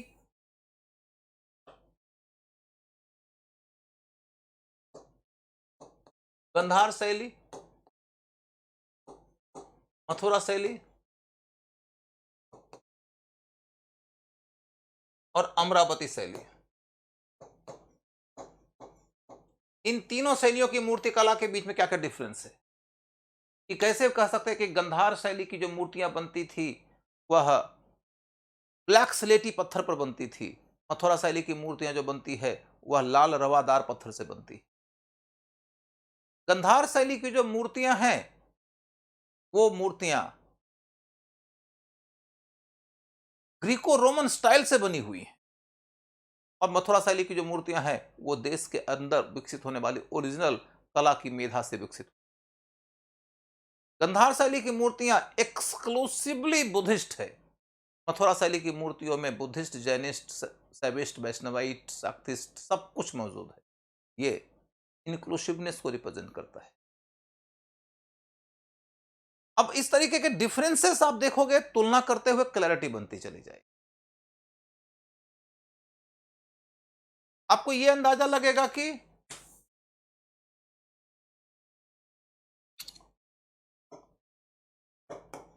हड़प्पा में भी नगरीकरण है और 6th सेंचुरी बीसी में भी नगरीकरण है। तुलना पूछा जाता है, दोनों नगरीय सभ्यताओं के बीच में तुलनात्मक अध्ययन करिए। क्वेश्चन पूछा जाता है हड़प्पा और वैदिक में तुलनात्मक अध्ययन करिए, दोनों के बीच में क्या डिफरेंस है, क्या सिमिलैरिटी है। क्वेश्चन पूछा जाता है ऋग वैदिक और उत्तर वैदिक के बीच में तुलनात्मक अध्ययन। क्वेश्चन आ जाएगा मौर्य और गुप्त के एडमिनिस्ट्रेशन में तुलनात्मक अध्ययन। इस तरीके से देखो तो तुलनात्मक अध्ययन के बिना तो विषय की क्लैरिटी ही नहीं बनती है, और यह तुलनात्मक अध्ययन आपके क्वेश्चन पेपर का एक रेगुलर ट्रेंड है। इस तरीके से आप जब भी किसी विषय को पढ़ते हो तो तुलना करके समझने की कोशिश, तुलनात्मक रूप से अध्ययन करना पड़ेगा। तो भाई French revolution and American revolution तुलना करके देखो कि आइडियोलॉजी के स्तर पर देखें तो एक है, लेकिन हम ये देख रहे हैं कि फ्रेंच रेवोल्यूशन विशेषाधिकार को समाप्त कर रहा है, वो समानता के सिद्धांत की ओर जा रहा है। लेकिन अमेरिकन रेवोल्यूशन में सामाजिक दर्शन थोड़ा पिछड़ा हुआ है, क्योंकि उस स्लेवरी को खत्म नहीं कर पाया। फिर हम देखते हैं कि फ्रेंच रेवोल्यूशन और अमेरिकन रेवोल्यूशन में ये भी अंतर है कि जब अमेरिका में रेवोल्यूशन हुआ था, तो यूरोप के कई देशों ने अमेरिकन रेवोल्यूशन को सपोर्ट किया था, लेकिन फ्रांस में जब रेवोल्यूशन हुआ तो उन्हीं यूरोपीय देशों ने फ्रांस की रेवोल्यूशनरी सरकार की सत्ता पलटने का प्रयास किया था। क्या कारण है? इस पे क्वेश्चन आ सकता है। तुलना करके क्लैरिटी बनती है। अब आप देखोगे कि यदि हम कहते हैं कि मौर्यन एडमिनिस्ट्रेशन केंद्रीयकृत था,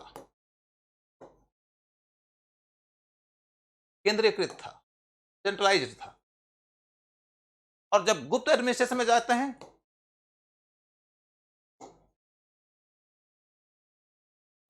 केंद्रीयकृत था।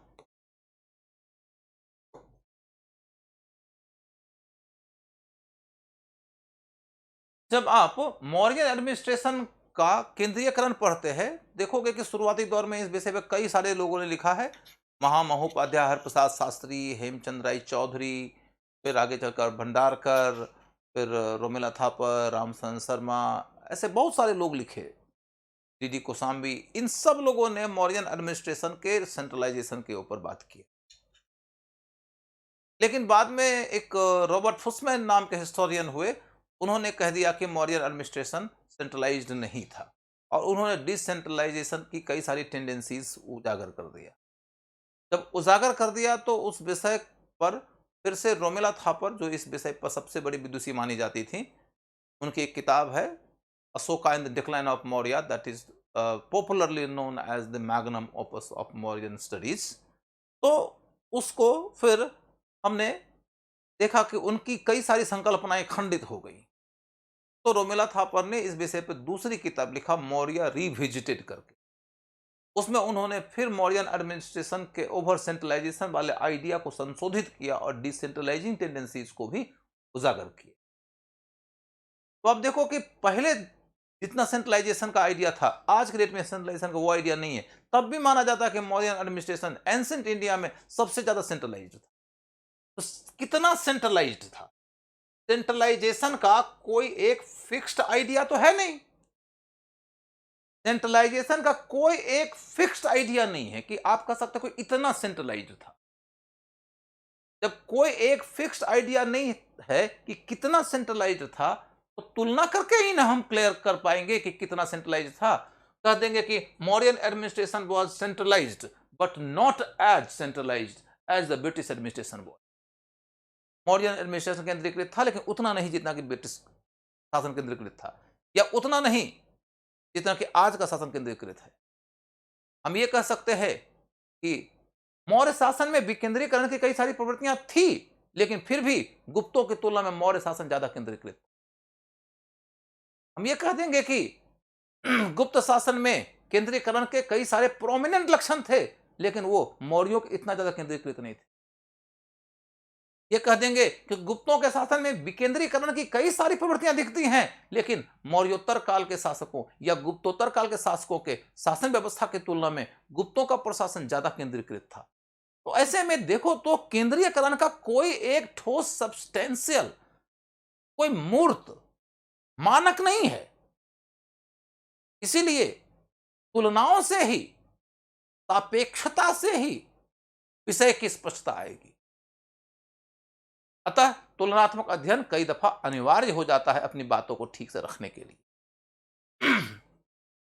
आपके सामने देखिए क्वेश्चन आया कि यूपीएससी वाले ने पूछा है कि भारत के राष्ट्रीय आंदोलन में विदेशों से आकर बसे हुए लोगों का क्या योगदान था। फॉरेन सेटलर्स का इंडियन नेशनल मूवमेंट में योगदान क्या था।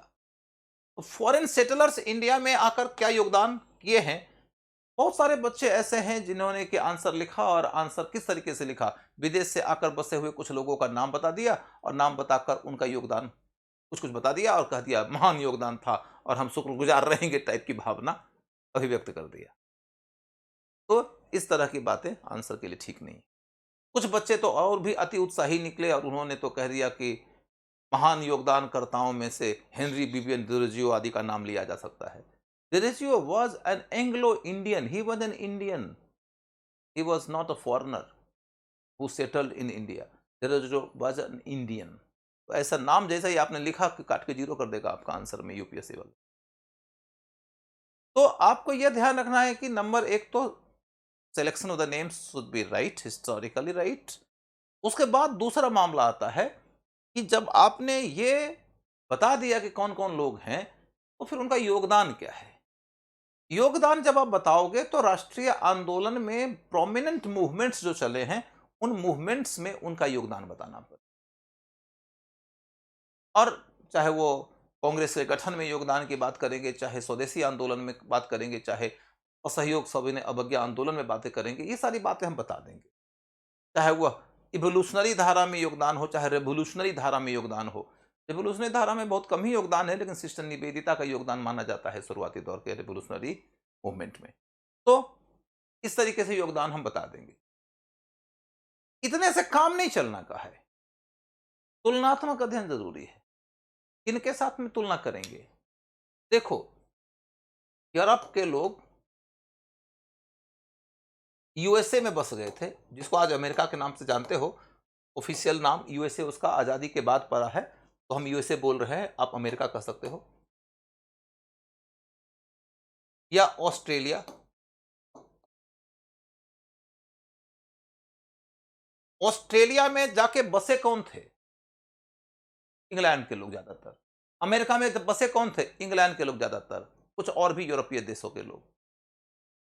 वो वाइट थे, वाइट लोग जो वहां जाके सेटल हो गए और वहां के स्थानीय लोगों को वहां से निकाल दिया गया। ऑस्ट्रेलिया में तो ज्यादातर लोगों को मार ही दिया गया, अमेरिका में भी मार दिया गया और बहुत लोगों को निकाल दिया गया। तो वहां के जो ओरिजिनल निवासी थे वो तो वहां से भगा दिए गए। अंग्रेज उस जगह पर जाके बसे और उसकी धरती पर कब्जा कर लिया, उसके संसाधन पर कब्जा कर लिया, वहां की सत्ता पर कब्जा कर लिया और वो इलाका पूरे तौर पर इनका हो गया। आगे के दशकों बीत जाने के बाद धीरे धीरे इंग्लैंड के गोरे लोग और अमेरिका में जाकर बस जाने वाले गोरे लोगों के बीच में ही हितों का टकराव शुरू हो, और अमेरिका में इंग्लैंड से आकर बस जाने वाले गोरे लोगों ने इंग्लैंड की सरकार के हस्तक्षेप के खिलाफ संघर्ष छेड़ दिया और वो कहने लगे कि अमेरिका में बसे हुए जो गोरे लोग हैं, उन लोगों के बीच से अपनी विधायिका बनेगी, उनकी अपनी कार्यपालिका बनेगी, वही विधायिका और कार्यपालिका उनके जीवन के बारे में फैसला करे, तो ये फैसला इन लोगों के हित में होगा। हमारे जीवन के फैसले इंग्लैंड की संसद में बैठे हुए लोग करेंगे, ये हमारे लिए ठीक नहीं है। इंग्लैंड की संसद के सदस्य इंग्लैंड के लोगों के द्वारा चुने गए हैं और वो इंग्लैंड के लोगों के हित में काम करेंगे, और इंग्लैंड के लोगों के हित और हमारे हित कई दफा टकराते रहते हैं। ऐसे स्थिति में हम इंग्लैंड की संसद के फैसले से यदि रेगुलेट होंगे तो इंग्लैंड के लोगों के सबऑर्डिनेट हो जाएंगे। अतः हमें हमारे बीच से अपनी संसद बनाने का अधिकार मिलना चाहिए और उस संसद से ही हमारे जीवन के फैसले होने चाहिए। जब इंग्लैंड की सरकार इसके लिए तैयार नहीं हुई तो इन्होंने इंग्लैंड की सरकार के खिलाफ संघर्ष छेड़ दिया, युद्ध किया, 7 साल तक युद्ध किए, कामयाब हुए और अपने देश को आजाद कर लिया। तो इस लड़ाई में किसने लड़ाई की शुरुआत किया? किसने लड़ाई में जन भागीदारी किया? किसने लड़ाई का सांगठनिक आधार तैयार किया? कौन लड़ाई को नेतृत्व दे रहा था? सब के सब गोरे थे जो खुद यूरोप से आए थे। और भारत में क्या कहानी है? भारत में अंग्रेजों का शासन जरूर हुआ था, लेकिन भारत के संसाधन अंग्रेजों के हाथ में नहीं गए थे, भारतीयों के हाथ में ही संसाधन थे। जमीन भारतीयों के हाथ में, उद्योग धन थे ज्यादातर भारतीयों के हाथ में, व्यापार ज्यादातर भारतीयों के हाथ में।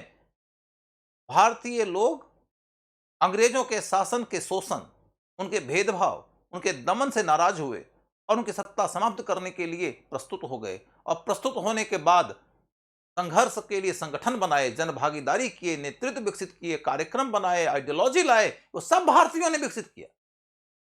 कहीं कहीं पर कुछ कुछ भूमिका विदेशियों की भी है। तो भारत में विदेशी की भूमिका सहायक है और इंग्लैंड में, सॉरी, अमेरिका में, ऑस्ट्रेलिया में निर्णायक है। This is the difference what you will find when you go to the comparative study. और जब तुम कंपैरेटिव स्टडी करोगे तब तुम एक और प्रश्न का उत्तर बेहतर लिख पाओगे। जैसे क्वेश्चन आया, भारतीय राष्ट्रीय आंदोलन में विदेशों से आकर बसे हुए लोगों के योगदान का निर्धारण करें, योगदान का मूल्यांकन करें। जब निर्धारण और मूल्यांकन जैसा शब्द आता है तो आपको यह बताना पड़ता है कि उनका योगदान क्या क्या था और तब कितना था। क्या क्या था बताने के वक्त में तो सिंपल बात है, प्रकाश डालें। भारत के राष्ट्रीय आंदोलन में विदेशियों के योगदान पर प्रकाश डालें तो आप बता दोगे कि कांग्रेस के गठन में योगदान, स्वदेशी आंदोलन में योगदान, असहयोग आंदोलन में योगदान, सविनय अवज्ञा आंदोलन में योगदान, राउंड टेबल कॉन्फ्रेंस में योगदान, कुछ हद तक भारत छोड़ो आंदोलन में योगदान, कुछ हद तक क्रांतिकारियों में भी योगदान, और इस तरीके से योगदान हो गए पूरे। उत्तर कंप्लीट, प्रकाश डाल दिए आप। लेकिन क्वेश्चन आ गया, उनके योगदान का निर्धारण करें। देखो, डायरेक्टिव वर्ड्स कैसे प्रश्न की मांग को ही बदल देता है। आप जब निर्धारण करने लगेंगे या मूल्यांकन करने लगेंगे तो प्रकाश डालने के बाद भी एक चरण और बाकी है। तो प्रश्न यह उठता है कि कितना योगदान था, और कितना योगदान था का जब आंसर लिखोगे आप तो ये तो नहीं कह सकते हो ना कि 52%, कि 56%, कि 34%। Percentage is not possible to derive ना। लेकिन तब ये कह सकते हैं कि निर्णायक योगदान था, सहायक योगदान था, महत्वपूर्ण योगदान था, गौण योगदान था। पहला पॉइंट, निर्णायक था क्या? अमेरिका में यस, ऑस्ट्रेलिया में यस, इंडिया में नो। कैसा योगदान है? सहायक। अब सहायक के अंतर्गत चलकर देखें, बहुत अहम योगदान है, सामान्य योगदान है, गौण योगदान है। हम क्या कहेंगे? गौण है, ज्यादा नहीं है अहम, ना तो निर्णायक है और न ही सहायक में निर्णायक है। सहायक में भी बहुत महत्वपूर्ण नहीं है, गौण योगदान है। भारतीय राष्ट्रीय आंदोलन भारत की जनता लड़ी है। भारत की जनता के बीच में से ही भारतीय लोगों ने संगठन बनाया है, नेतृत्व बनाया है, कार्यक्रम बनाया है, कार्य प्रणाली बनाया है, विचारधारा बनाया है। विदेशियों ने कई दफा राष्ट्रीय आंदोलन के मॉरल एथॉस से प्रभावित होकर इसमें सहायक योगदान किया है, क्योंकि यह लड़ाई मानवीयता के पक्ष में थी, अहिंसात्मक थी, कई जगहों पर सत्याग्रही थी। तो इसने दुनिया भर के लोगों का ध्यान आकर्षित किया और उस आकर्षण के कारण कई सारे लोग इसमें जुड़ गए, पर्टिकुलरली विवेकानंद के साथ में और महात्मा गांधी के साथ। तो कुल मिलाकर आपको यह अंदाजा लग जाएगा कि यहां पर तुलनात्मक अध्ययन करने से विषय की क्लैरिटी बनती। अब आप देखोगे कि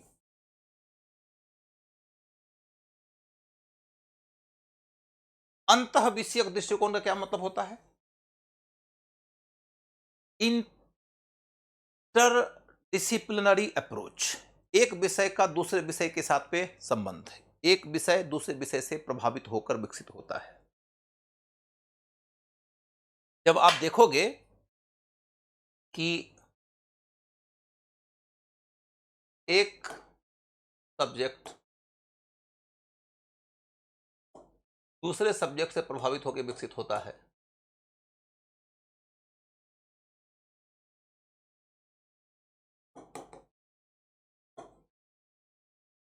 तो इसका क्या मतलब निकल कर आता है? इसका मतलब यह होता है कि हम एक देश में जी रहे हैं, एक काल में जी रहे हैं।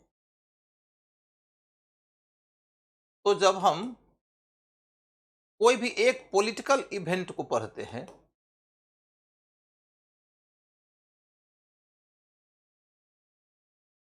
तो उस पॉलिटिकल इवेंट के ऊपर उस देश और उस काल के अंदर का जो इकोनॉमिक एस्पेक्ट है, जो सोशल एस्पेक्ट है, जो कल्चरल एस्पेक्ट है, वो सब भी प्रभावित करेगा इस पॉलिटिक्स को। यदि इन सब के बीच के इंटर रिलेशन को समझे बगैर हम पढ़ने लगे राजनीति को, तो हमारी समझ कभी भी परिपक्व नहीं हो। यदि हमने इन सबको इंटीग्रेट कर दिया तो जाकर हम समझेंगे कि हमारी समझ परिपक्व हो। Integration of economy, society, culture and politics is a comprehensive understanding. If there is no integration, then your understanding is not comprehensive. और यदि आपकी अंडरस्टैंडिंग कॉम्प्रिहेंसिव नहीं है तो यूपीएससी में पूछे गए सवालों का जवाब आपसे नहीं बनेगा। यूपीएससी वाले सवाल पूछते हैं कि फ्रांस की क्रांति यदि नहीं होती तो भी यूरोप का इतिहास वैसा ही होता जैसा कि आज है, क्योंकि औद्योगिक क्रांति हो चुकी थी और अमेरिका की क्रांति हो चुकी। इसका मतलब क्या है? मॉडर्न यूरोप जैसा है पहले वो बता देंगे, अब मॉडर्न यूरोप के होने में फ्रांस की क्रांति का योगदान क्या है वो बता देंगे, और उसके बाद कहते हैं कि लेकिन यदि फ्रांस की क्रांति नहीं होती तो क्या ऐसा यूरोप बनता? तो फ्रांस की क्रांति नहीं होती तो भी फ्रांस की क्रांति के पहले वो दर्शन विकसित हो चुके थे जिन दर्शनों ने आधुनिक यूरोप का निर्माण किया है। फ्रांस की क्रांति न होती तो भी कुछ क्रांतिकारी घटनाएं हो चुकी थी जिसे प्रेरणा ली जा सकती थी, जैसे कि इंग्लैंड में 1688 में क्रांति हो चुकी है, जैसे कि अमेरिका में 1776 में क्रांति हो चुकी थी, और भी बाद में यूरोप में 1830 में और 48 में कई सारी क्रांतियां हुई हैं। उन सबसे प्रेरणा ली जा सकती थी। इसके अलावा यूरोप में आबादी बढ़ रही थी, बढ़ती हुई आबादी को परिवर्तन की जरूरत होती है, क्योंकि जब आबादी बढ़ जाती है तो संसाधनों के वितरण की व्यवस्था के ऊपर दबाव आता है। जब मेरे पास 10 एकड़ जमीन है और किसी के पास में 50 एकड़ जमीन है, तो मैं 10 एकड़ के साथ में अपनी आजीविका चला रहा हूं, 50 वाले से बहुत पीछे हूं, लेकिन आजीविका मेरी चल रही है। लेकिन आबादी मेरी 3 गुना बढ़ जाएगी तो मेरे पास अब 10 एकड़ नहीं जमीन रहनी है, अब एक आदमी के पास 3 एकड़ जमीन आ जानी है, और 3 एकड़ जमीन से आजीविका चलना मुश्किल है। ऐसी स्थिति में हम सरकार को टैक्स भी दें और अपनी आजीविका भी चलाएं, कैसे चला पाएंगे? नहीं चला पाएंगे तो क्या बात होगी? कहेंगे कि आर्थिक संसाधनों के वितरण की व्यवस्था को बदलो, कर की प्रणाली को बदलो, और राजा बदलने को तैयार नहीं हो जाए तो राजा को बदलने के लिए हम प्रस्तुत हो जाएंगे, तो कहेंगे राजनीति की पूरी व्यवस्था बदलो। इस तरीके से जनसंख्या में लगातार वृद्धि हो रही थी तो परिवर्तन होना अपेक्षित ही था। फिर औद्योगिक क्रांति हो गई। औद्योगिक क्रांति ने मध्य वर्ग को मजबूत कर दिया, मजदूर वर्ग को मजबूत कर दिया, नगरीकरण को मजबूत कर दिया, और इस तरीके से क्या हुआ कि परिवर्तन की कामना करने वाले लोग जब ज्यादा मजबूत हो जाएंगे तो मजबूत होने के बाद परिवर्तन की लड़ाई अपने आप शुरू हो जाए। यदि फ्रांस की क्रांति नहीं होती 1789 में तो भी परिवर्तन के लिए प्रयत्न तो होता ही, और परिवर्तन के लिए प्रयत्न होता तो परिवर्तन में कामयाबी भी मिलती। जैसा यूरोप आज है लगभग वैसा ही यूरोप होता। तो प्रश्न ये उठता है कि तो क्या फ्रांस की क्रांति ने कोई योगदान नहीं किया आधुनिक यूरोप के निर्माण में? बिल्कुल किया है। क्या किया? परिवर्तन की गति को तेज कर दिया।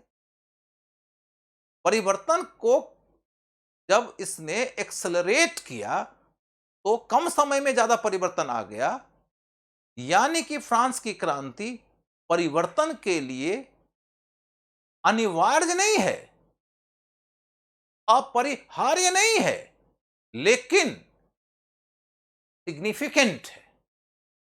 यह नहीं कह सकते कि फ्रांस की क्रांति नहीं होती तो आधुनिक यूरोप होता ही नहीं। अब यह सब है निर्धारण करना। यदि क्वेश्चन आ जाता है कि आधुनिक यूरोप के निर्माण में फ्रांस की क्रांति के योगदान पर प्रकाश डालें, तो प्रकाश डालने में तो हम कह देंगे कि फ्रांस की क्रांति ने राजतंत्र की निरंकुशता को खत्म करके लोकतंत्र की शुरुआत किया, विधि के शासन की शुरुआत किया, नागरिकों के मूलभूत अधिकारों की व्यवस्था कर दिया, शक्ति के पृथक्करण की व्यवस्था कर दिया, नए एडमिनिस्ट्रेटिव स्ट्रक्चर का निर्माण कर दिया, और आगे चलकर पूरे यूरोप में और यूरोप के बाहर की दुनिया में भी यह एक मॉडल बन गया। फ्रांस की क्रांति ने इक्वलिटी बिफोर द लॉ की शुरुआत कर दिया, विशेषाधिकारों का अंत करके समाज में वैधानिक असर की समानता स्थापित कर दिया। फ्रांस की क्रांति ने वाणिज्यवादी अर्थतंत्र की जगह पर पूंजीवादी अर्थतंत्र की शुरुआत कर दिया। फ्रांस की क्रांति ने स्कॉलस्टिकल सोशल ऑर्डर की जगह पर एक secular state and secular society के गठन की अ, दिशा को मजबूत कर दिया। फ्रांस की क्रांति ने कई सारे दार्शनिक विचारों को फ्रांस ही नहीं पूरे यूरोप और पूरी दुनिया में फैलाने में बड़ा योगदान कर दिया।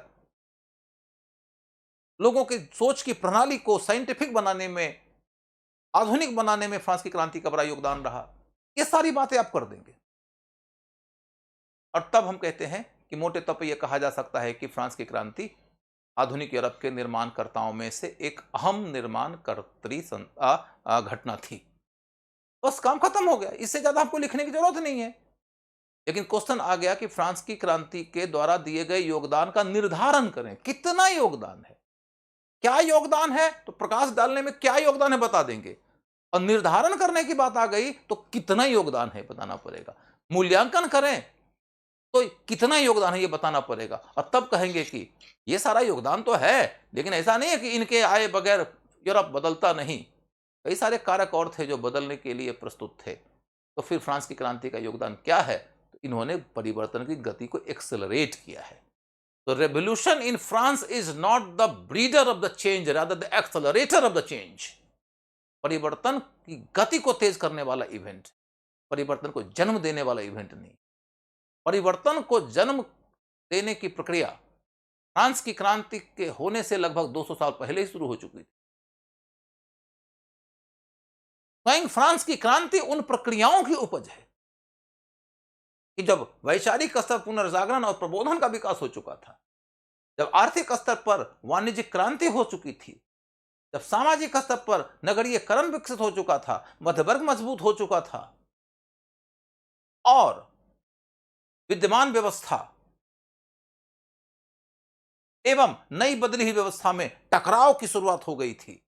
इस टकराव के बीच में से क्रांति आई है, क्योंकि राजा परिवर्तन की आकांक्षा की पूर्ति के लिए प्रस्तुत नहीं था।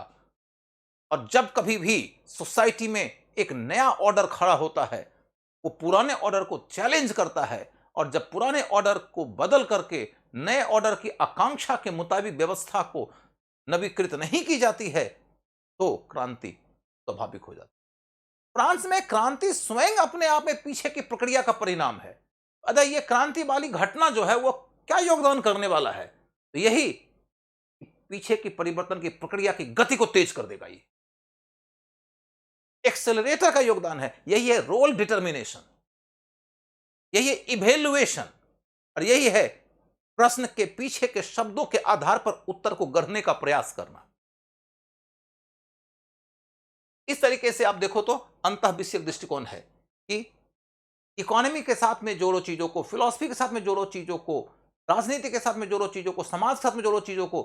अदरवाइज आप अकेले राजनीतिक इतिहास पढ़ते रहिएगा तो फ्रांस की क्रांति आपको उसी प्रकार की भूमिका निभाते नजर आएगी कि जिस तरीके से हम पढ़ते हैं कि महात्मा गांधी ने देश को आजाद करा दिया। महात्मा गांधी ने देश को आजाद कर दिया, महात्मा गांधी के प्रति सम्मान में कोई कमी नहीं है। महात्मा गांधी ने देश की आजादी में बहुत अहम योगदान किया, लेकिन इतिहास पढ़ने का यह तरीका नहीं होता कि महात्मा गांधी देश को आजाद कर। वैसे ही फ्रांस की क्रांति ने आधुनिक यूरोप का निर्माण कर दिया, और वही आदमी अगले ही लाइन में लिख देगा कि अमेरिका की क्रांति ने आधुनिक यूरोप का निर्माण कर दिया या आधुनिक विश्व का निर्माण कर दिया। अब ये देखो कि भारत का संविधान जब बना तो भारतीय संविधान में फंडामेंटल राइट का प्रावधान आया। फंडामेंटल राइट का प्रावधान कहां से आया? तो हम पढ़ते हैं कि अमेरिकन संविधान में बिल ऑफ राइट से आया। यहीं पर पढ़ के यदि रुक जाओगे तो तुम्हारी समझ नहीं बनेगी, तुम याद करते रह जाओगे। सवाल यह उठता है कि अमेरिकन संविधान में बिल ऑफ राइट कहां से आया? अमेरिकन संविधान में बिल ऑफ राइट आया है नेचुरल राइट के विचार से। बिल ऑफ राइट के पीछे का जो नेचुरल राइट का विचार है वो किसने दिया? तो लॉक ने दिया। अमेरिकन कॉन्स्टिट्यूशन ने इसे अपनाया है जाके 1887 ईस्वी में, सॉरी 1787 ईस्वी में। और बिल ऑफ राइट के पीछे का जो नेचुरल राइट का सिद्धांत है वो दिया है कब लॉक ने? 1690 ईस्वी में, लगभग 100 साल पहले। हम वो नहीं जानते हैं। हम कहते हैं कि सेपरेशन ऑफ पावर भारत ने कहां से लिया? अमेरिका से। लेकिन सेपरेशन ऑफ पावर भारत ने अमेरिका से लिया, ये कैसे कह सकते हो? सेपरेशन ऑफ पावर का विचार तो दिया था फ्रेंच फिलोसोफर मॉन्टेस्क्यू ने स्पिरिट ऑफ द लॉ नाम की अपनी किताब में। तो आपको थोड़ा और रूट भी जाना पड़ता है। यदि आप फिलॉसफी से जोड़कर राजनीतिक क्रांतियों को पढ़ोगे और राजनीतिक क्रांतियों से आगे के परिणाम को देखोगे, तो आपको लगेगा कि अकेले राजनीति ने ही बदलाव नहीं किया है, दर्शन ने भी भूमिका निभाया है। और तब यह कहेंगे कि दर्शन का विकास भी कैसे हुआ? मतलब मध्य वर्ग उभर रहा था ना, नगरीयकरण का विकास हुआ था ना, तो समाज से जुड़ गया मामला। और फिर सवाल ये होता है कि जो नगरीयकरण आया वो कहां से आया? ये मध्य वर्ग कहां से उभरा? मतलब वाणिज्यिक क्रांति आ रही थी ना, औद्योगिक क्रांति आ रही थी ना, तो मामला इकोनॉमी से जुड़ गया। Economy, society, philosophy, politics integrated है। इनके इंटीग्रेशन के साथ में यदि इनके आइडिया को समझ गए तो तुम्हारी समझ मैच्योर मानी जाएगी, और तब तुम यूपीएससी में पूछे गए प्रश्नों को डील कर लोगे। नहीं तो तुमको तो सिर्फ इतना मालूम है कि आधुनिक यूरोप और आधुनिक विश्व के इतिहास में फ्रांस की क्रांति एक निर्णायक घटना है, इसने आधुनिकीकरण में बड़ा अहम योगदान किया, बड़ा अहम योगदान किया। इस पर क्वेश्चन आएगा तो तुम रटे हुए बिंदुओं से लिख दोगे, लेकिन यूपीएससी वाले तो खेल ही पलट देते हैं। वो क्वेश्चन पूछ देते हैं कि फ्रांस की क्रांति नहीं होती तो भी यूरोप का इतिहास वही होता जो आज है। जो खेल पलट दिया गया तो तुम भी पलटी मार दोगे वहीं पर। लेकिन यदि समझ के लिखे हो, तो समझ के पढ़े हो, इंटरडिसिप्लिनरी अप्रोच के साथ पढ़े हो, you can deal it quite easily. तब तो तुमको एक बात और समझ में आ जाएगी कि बहुत ज्यादा फैक्ट याद करने की जरूरत कहां होती है। कम तथ्यों से ही काम चल जाता है, पर्टिकुलरली जब तुम्हारे आंसर का वॉल्यूम कितना होना है, 150 शब्द, 250 शब्द, 300 शब्द, ये सब तो शुरू करते ही खत्म हो जाता है। If you got the right understanding of the subject, you can deal it quite comfortably. आपको यह समझना है कि कोई भी टॉपिक पढ़ रहे हो ना, युग बोध का ज्ञान बहुत जरूरी है, टाइम एंड स्पेस। आप पढ़ते हो कि जर्मनी में एकीकरण का प्रयास हुआ, इटली में एकीकरण का प्रयास हुआ।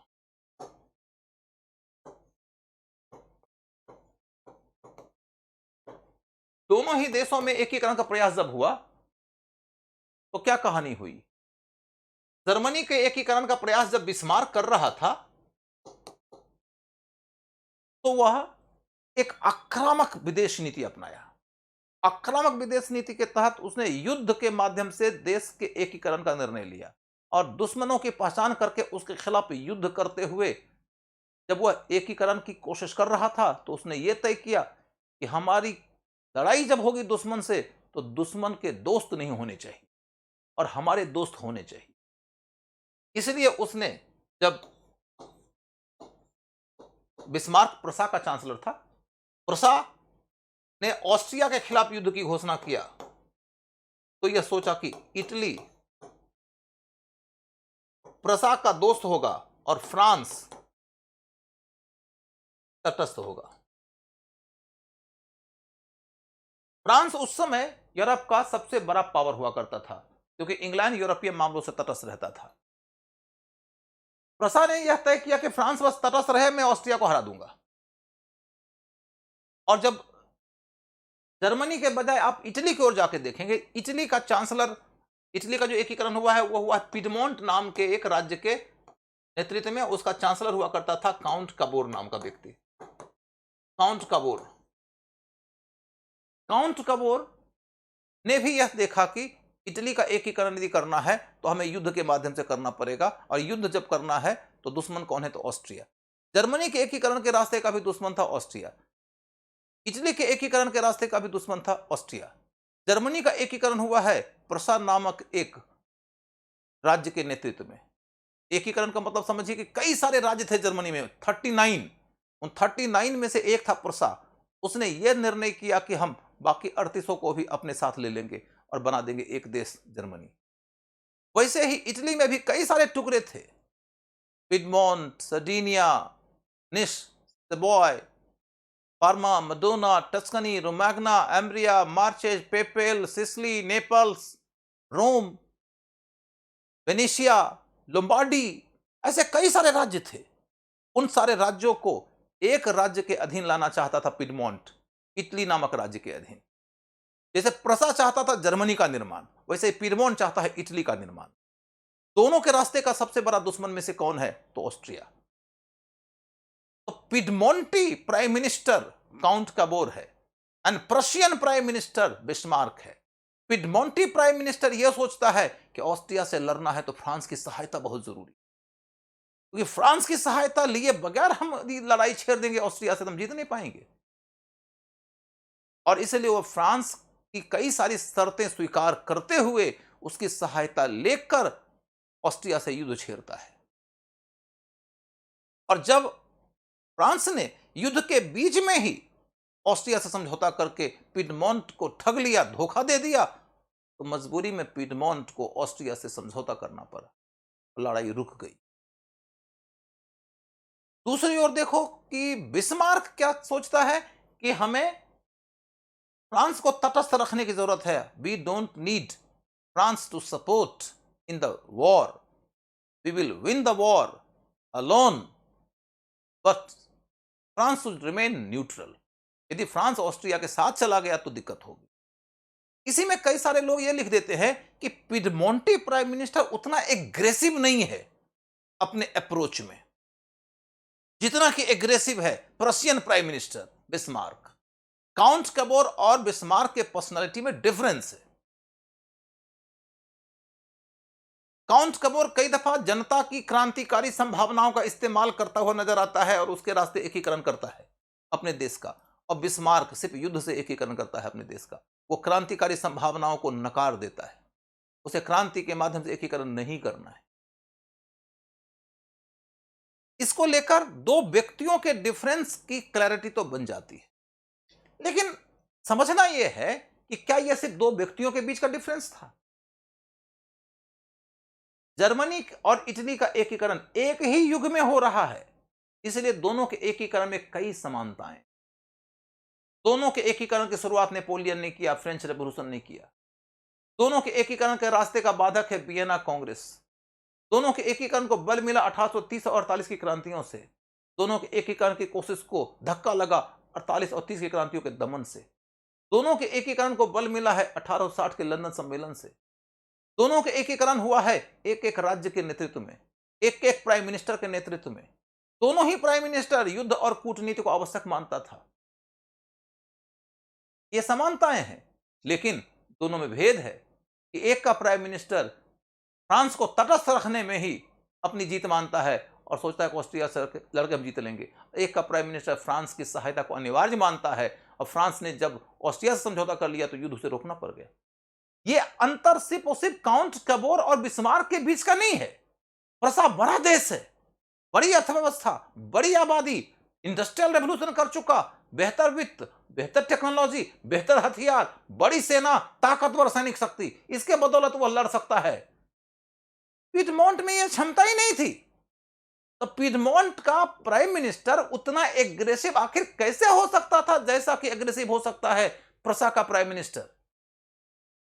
दो व्यक्तियों की समझ मात्र से दो देशों की राजनीति नहीं चलेगी, दो देशों की युद्ध नीति और कूटनीति नहीं चलेगी। युद्ध नीति और कूटनीति के फैसले आपको अपनी परिस्थितियों के आधार पर लेना पड़ता है। तो मैंने कहा देश अलग अलग है इसलिए डिसिमिलैरिटी है, युग एक है इसलिए सिमिलैरिटी है। देश और काल का असर देखो, दोनों देशों का एकीकरण हो रहा है उस युग में जबकि राष्ट्र राज्य में तब्दील हो रहा है, जब साम्राज्य का अंत हो रहा है, जब जन भावना राजनीति की निर्माता बनती जा रही है, जब यूरोप क्रांतियों के दौर से गुजर रहा है, जब यूरोप में औद्योगिक क्रांति आ रही है, जब यूरोप में ट्रांसपोर्टेशनल रेवोल्यूशन आ रहा है, जब यूरोप में मॉडर्न वेपनरी आ रहे हैं, युद्ध की नई पद्धतियां आ रही है, जब यूरोप में कूटनीति की नई पद्धतियां आ रही है, इन सब ने मिलाकर दोनों देशों के एकीकरण में योगदान किया है। युग एक है तो दोनों के अंदर युग की प्रवृत्तियों का प्रबल प्रभाव है, इसीलिए दोनों के एकीकरण की शैली में समानता है। लेकिन देश अलग अलग है तो दोनों की क्षमता अलग अलग है, इसलिए देश सापेक्ष डिफरेंस भी है। यही होता है देश काल की समझ।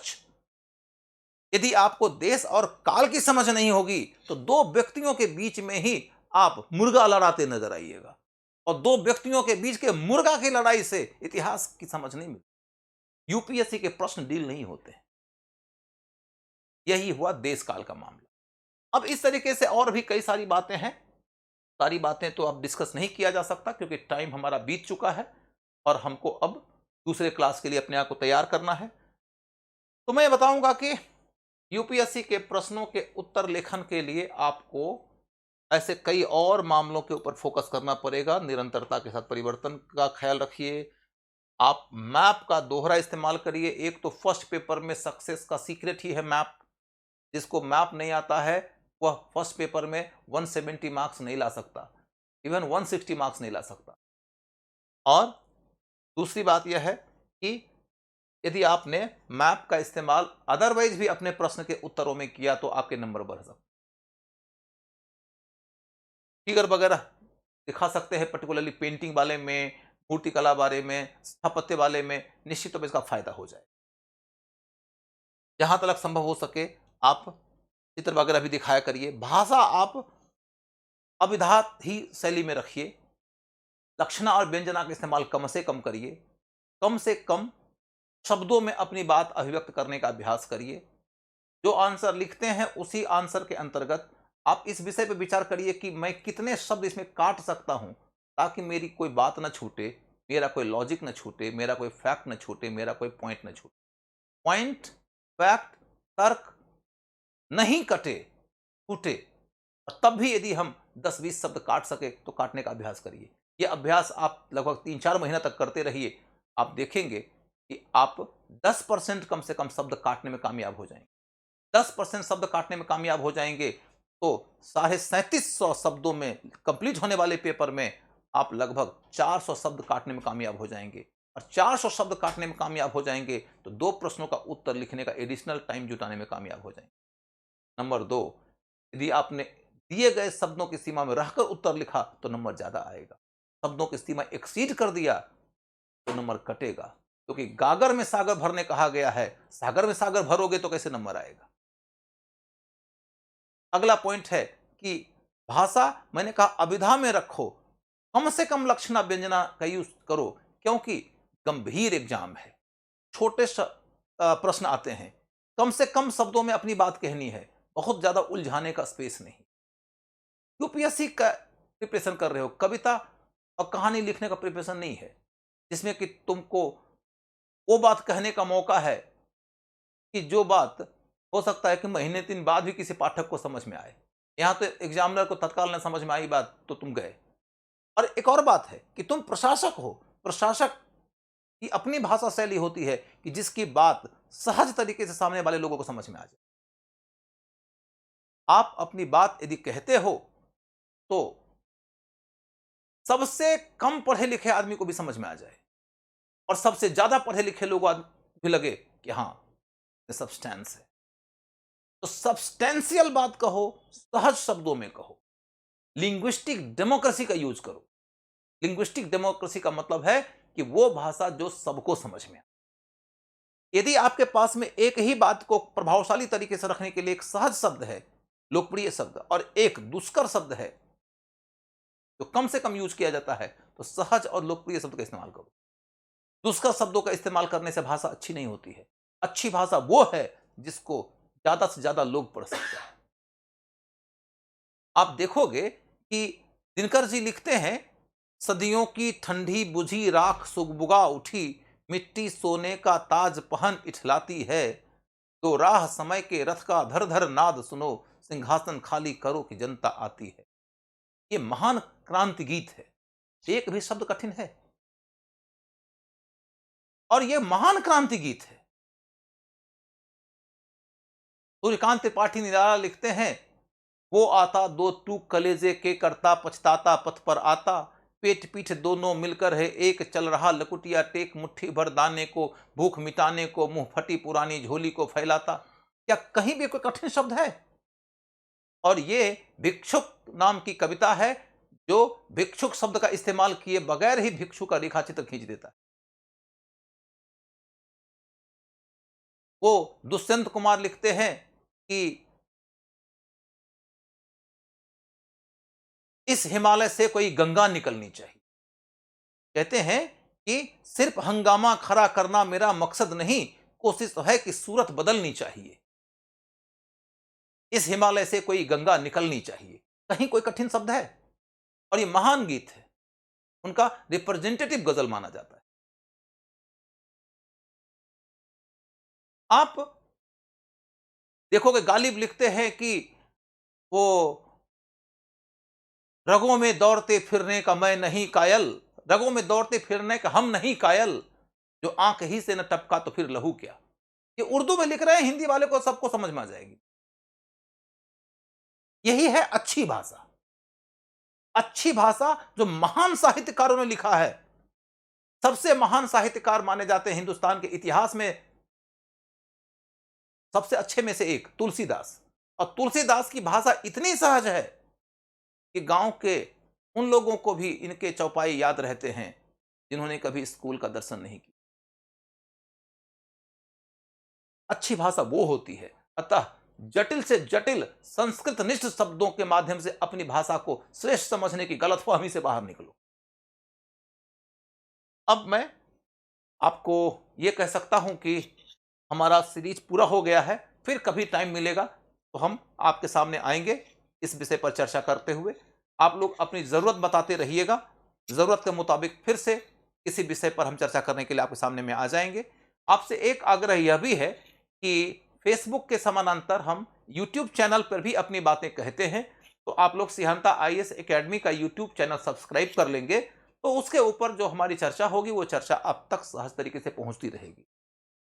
वहां पर आप लोग अपनी जरूरत भी बताते रहेंगे तो उन जरूरतों के मुताबिक भी मैं नया नया वीडियो बनाता रहूंगा। क्वेश्चन आंसर का भी सीरीज चलाने का प्रयास हमारा होगा। हिस्ट्री के अलावे और भी कुछ खंडों को हम आपके सामने डील करेंगे, लेकिन इसके लिए आपका हमारे साथ में संपर्क में होना जरूरी है। आप सिहंता आईएएस एकेडमी का यूट्यूब चैनल सब्सक्राइब कर लें, यही मेरी इच्छा है। दूसरी बात यह है कि अभी टेस्ट सीरीज हमारा 18 तारीख से चल रहा है। उसमें कई बच्चे ने कल भी पूछा था, आज भी पूछा है, तो उसकी जानकारी आपके सामने उपलब्ध है। और नया बैच के लिए कुछ पूछ रहे थे, तो नया बैच, हमारा पुराना बैच चल ही रहा है, मैंने कल भी बताया था। हमारा नया बैच 20 तारीख से शुरू होने वाला है। बाकी हमारे ऑफिस के माध्यम से आपको सारी सूचना दे दी जाएगी। और अतिरिक्त कोई डिटेल जानना चाहते हैं तो आप प्ले स्टोर से जाकर सिहंता आईएएस एकेडमी का ऐप डाउनलोड कर लीजिए। आज के लिए इतना ही। धन्यवाद।